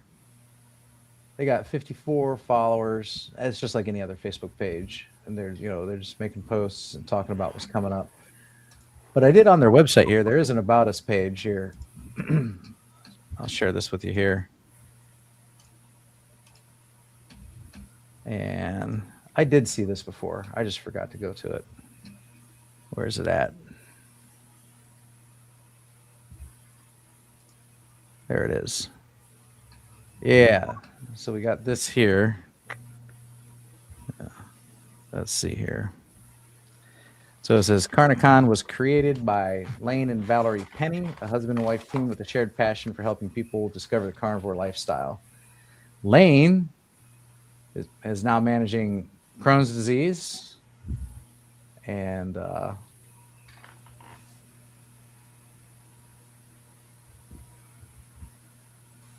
they're not doctors, gurus, or coaches. They're virtual event specialists, community builders, and real people who care about making the carnivore world more accessible, welcoming, inspiring. So this is the brainchild of these two individuals here. So Lane reversed Crohn's disease. That's good. I mean, Jeff reversed Crohn's disease. Yep. You know, that's, and I reversed ulcerative colitis. So that's awesome. So you know, okay. So there we go. They put their faces on it, and kudos to that. You know, I think that's good. You know, so there's a little more transparency, and you know, they're very open about what's going on here. So they're people that found, you know, they bettered their health on a carnivore diet, and now they're trying to get the word out. I mean, and isn't that basically all of us? Yep. You know, we're all doing the same thing, and so this is their means of doing it. So, all right, you know, I mean, you know, it might be interesting. I just want to know. Like I said, it was last year. I saw this last year, and then I just saw it again this year, and I'm just kind of like, I want to know more about it. That's all, because I haven't heard much buzz about it, and I want to know before I drop any kind of money on it. Did someone else drop money on it and said, yes, this was worth my dime? That's what I want to know, you know. It's kind of like this fall. I've had a lot of people say, like, Hack Your Health is awesome. Okay, Hack Your Health was awesome. You know, so I got 2 tickets to Hack Your Health. Now I got to buy a hotel room and a plane ticket and a rental car, and it cost me actually quite a bit to go to Hack Your Health in November. After November, I'll be able to tell you, was it worth it or not? I will find out. So, all right. But a lot of people say it's worth it. A lot of people love it. They go year after year after year. Meat stock is becoming a thing. They go year after year after year. So, all right. Meat stock, I will be planning on that in 2028 or 2029. Mm-hmm. Okay. Lane was interviewed on Kent Carnivore. Okay. All right. There we go. So this is exactly what I was asking about. You know, let's get the juice flowing here. You know, some info. So now I know I need to go. If I want to learn more about Lane, I could go over to Kent Carnivore's channel and look for that interview. So okay, very good. I like Rick's comment down here at the bottom. Free iguana on every Saturday morning. Yeah, Saturday over on Rick's channel, 8 a.m. Eastern time. Quack Stock. He'll tell you all about it. Charger Mopar on YouTube. Go check it out. There's yeah. So, you know, like, you know, it'd be great. You know, I'd like to meet this guy Lane and you know, break steaks with him. You can't say break bread with you. You know, have some steak with him and hear about his carnivore success story. I'd love to hear it. All right.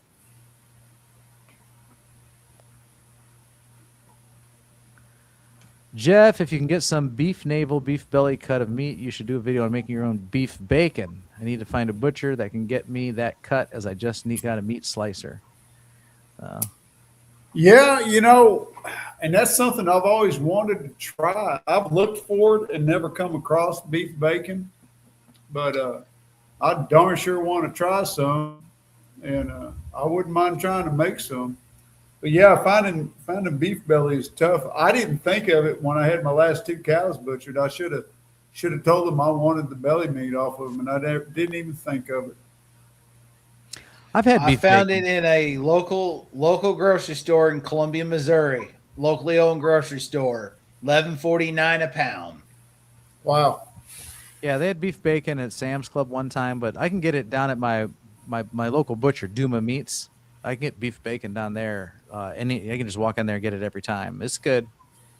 Tastes like bacon. So it really does.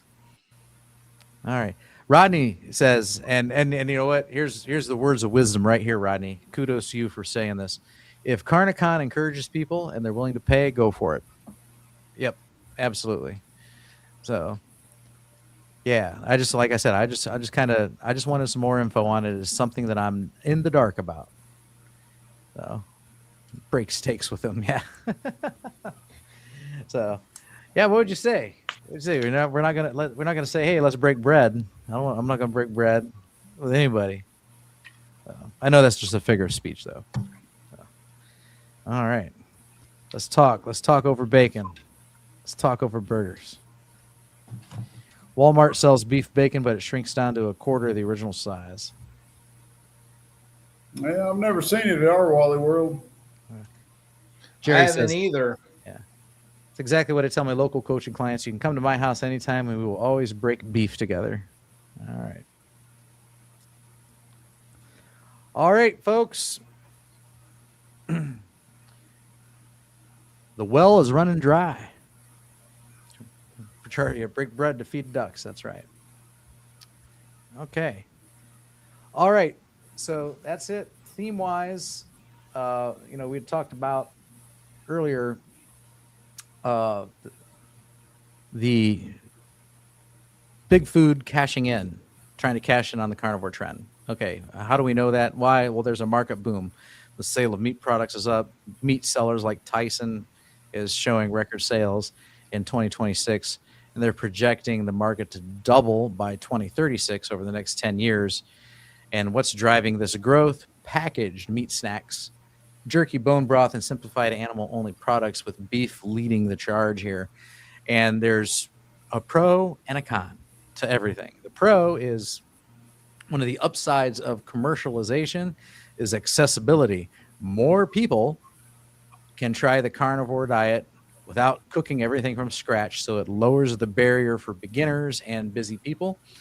I take advantage of beef jerky and ready-to-made snacks and foods as part of my carnivore diet, although I try and eat most of my stuff fresh from home and homemade as much as possible. I do work out of the house, and so sometimes my life is on the road, and I have to do something accordingly. The con side is the risk of purity. So when products become highly processed or rely on additives, flavorings, or marketing, then they start drifting from the simple elimination-based approach that produced the strongest results for most people. So that's the caution, is you still going to have to, as these products come out, you're going to have to read your ingredient labels, and if it's like a bag of beef jerky today, you go down and what's the most popular brand right now? Like Jack's Links is the one that you see everywhere. Yeah. If you go down, you look at Jack's Links, and this ingredients, it says beef, brown sugar, water, and then 2% less than of the following, and you'll have some soy and a bunch of other little crap in there. And so for me, that's a no-no. Why? Because sugar is the second ingredient, and it's before that 2% threshold. So it's actually a significant part of it. And it is, when you look at the serving size is only a couple ounces, and it'll have like 8, 9 to 12 carbs in it, depending on which brand you get. You're eating candy. It's candied beef. You don't want to eat that. So I can get like Tillamook, sugar-free beef jerky, and its ingredients is beef, and then 2% or less than, and then it might have some things listed after that. And if it's after the 2%, then I'm a little more okay with it, because it's not really that major part of a product. It's probably just a little bit in the brine, a little bit of soy in the brine, a little bit of sugar in the brine, or something like that. It's trivial. It's so trivial that they can actually put 0 carbs on the nutrition label. Then to me, that passes the Bob acceptability test. It might not pass your acceptability test, but the lesson for anybody going forward is, as Big Food tries to cash in and says, hey, this is carnivore friendly on the label, on the package, you're going to have to flip it over, read the ingredients, and see, is it really carnivore friendly, because just like there's these keto products, you flip them over and you read the ingredients and ask yourself, is this really keto? No, it's not. The same warning is going to apply moving forward as carnivore becomes trendy and big food starts to stick their nose in our business. So that's it. Yeah, Ken- don't fall for the chips that say protein on them. Oh, quit it. No. Just Right. just quit it. But I've actually seen that chips that advertise, big letters, X amount of protein in them. Stop it. I even saw Eggo waffles. 19 grams of protein. Yeah, Come don't on, insult my where? intelligence like that. Carnivore in St. Louis can. I think Jack Link's just started selling 3-ingredient product: beef, salt, and vinegar. Good And for them. yeah, and you know what? I don't have it up here. I snacked on some earlier. I did get something at Sam's Club. They were in an orange bag, and it was dry. It was dried beef jerky, and yeah, it's the simplest ingredients. I think Jack Link's makes it. And if and you it- really want to be safe about it, just make your own. Right. It ain't hard. Yeah, making your own. And I'm gonna get a dehydrator, and I'm gonna try that, and I'm gonna learn that, and I'm gonna do that a lot. But yeah, so be wary.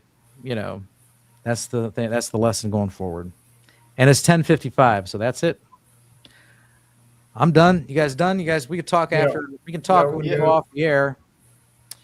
We can talk if we go off the air. When we go off the air, I'm going to say everybody else good night. If you were too scared to get on screen, you can click that link and it'll still take us backstage once the show's over. You can talk to us then. But in the meantime, that's it. Thanks for joining us this Monday. Let's see. We had John and Tom were the only other two.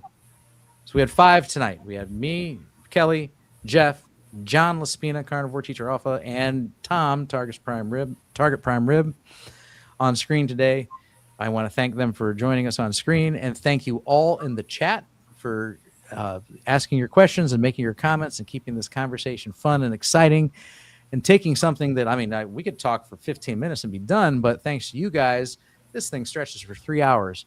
And that's thanks to you. You make it that way, and that's why we love you. So thank you so much. We hope you have a great week, and we'll see you next Monday. Good night, y'all. Night.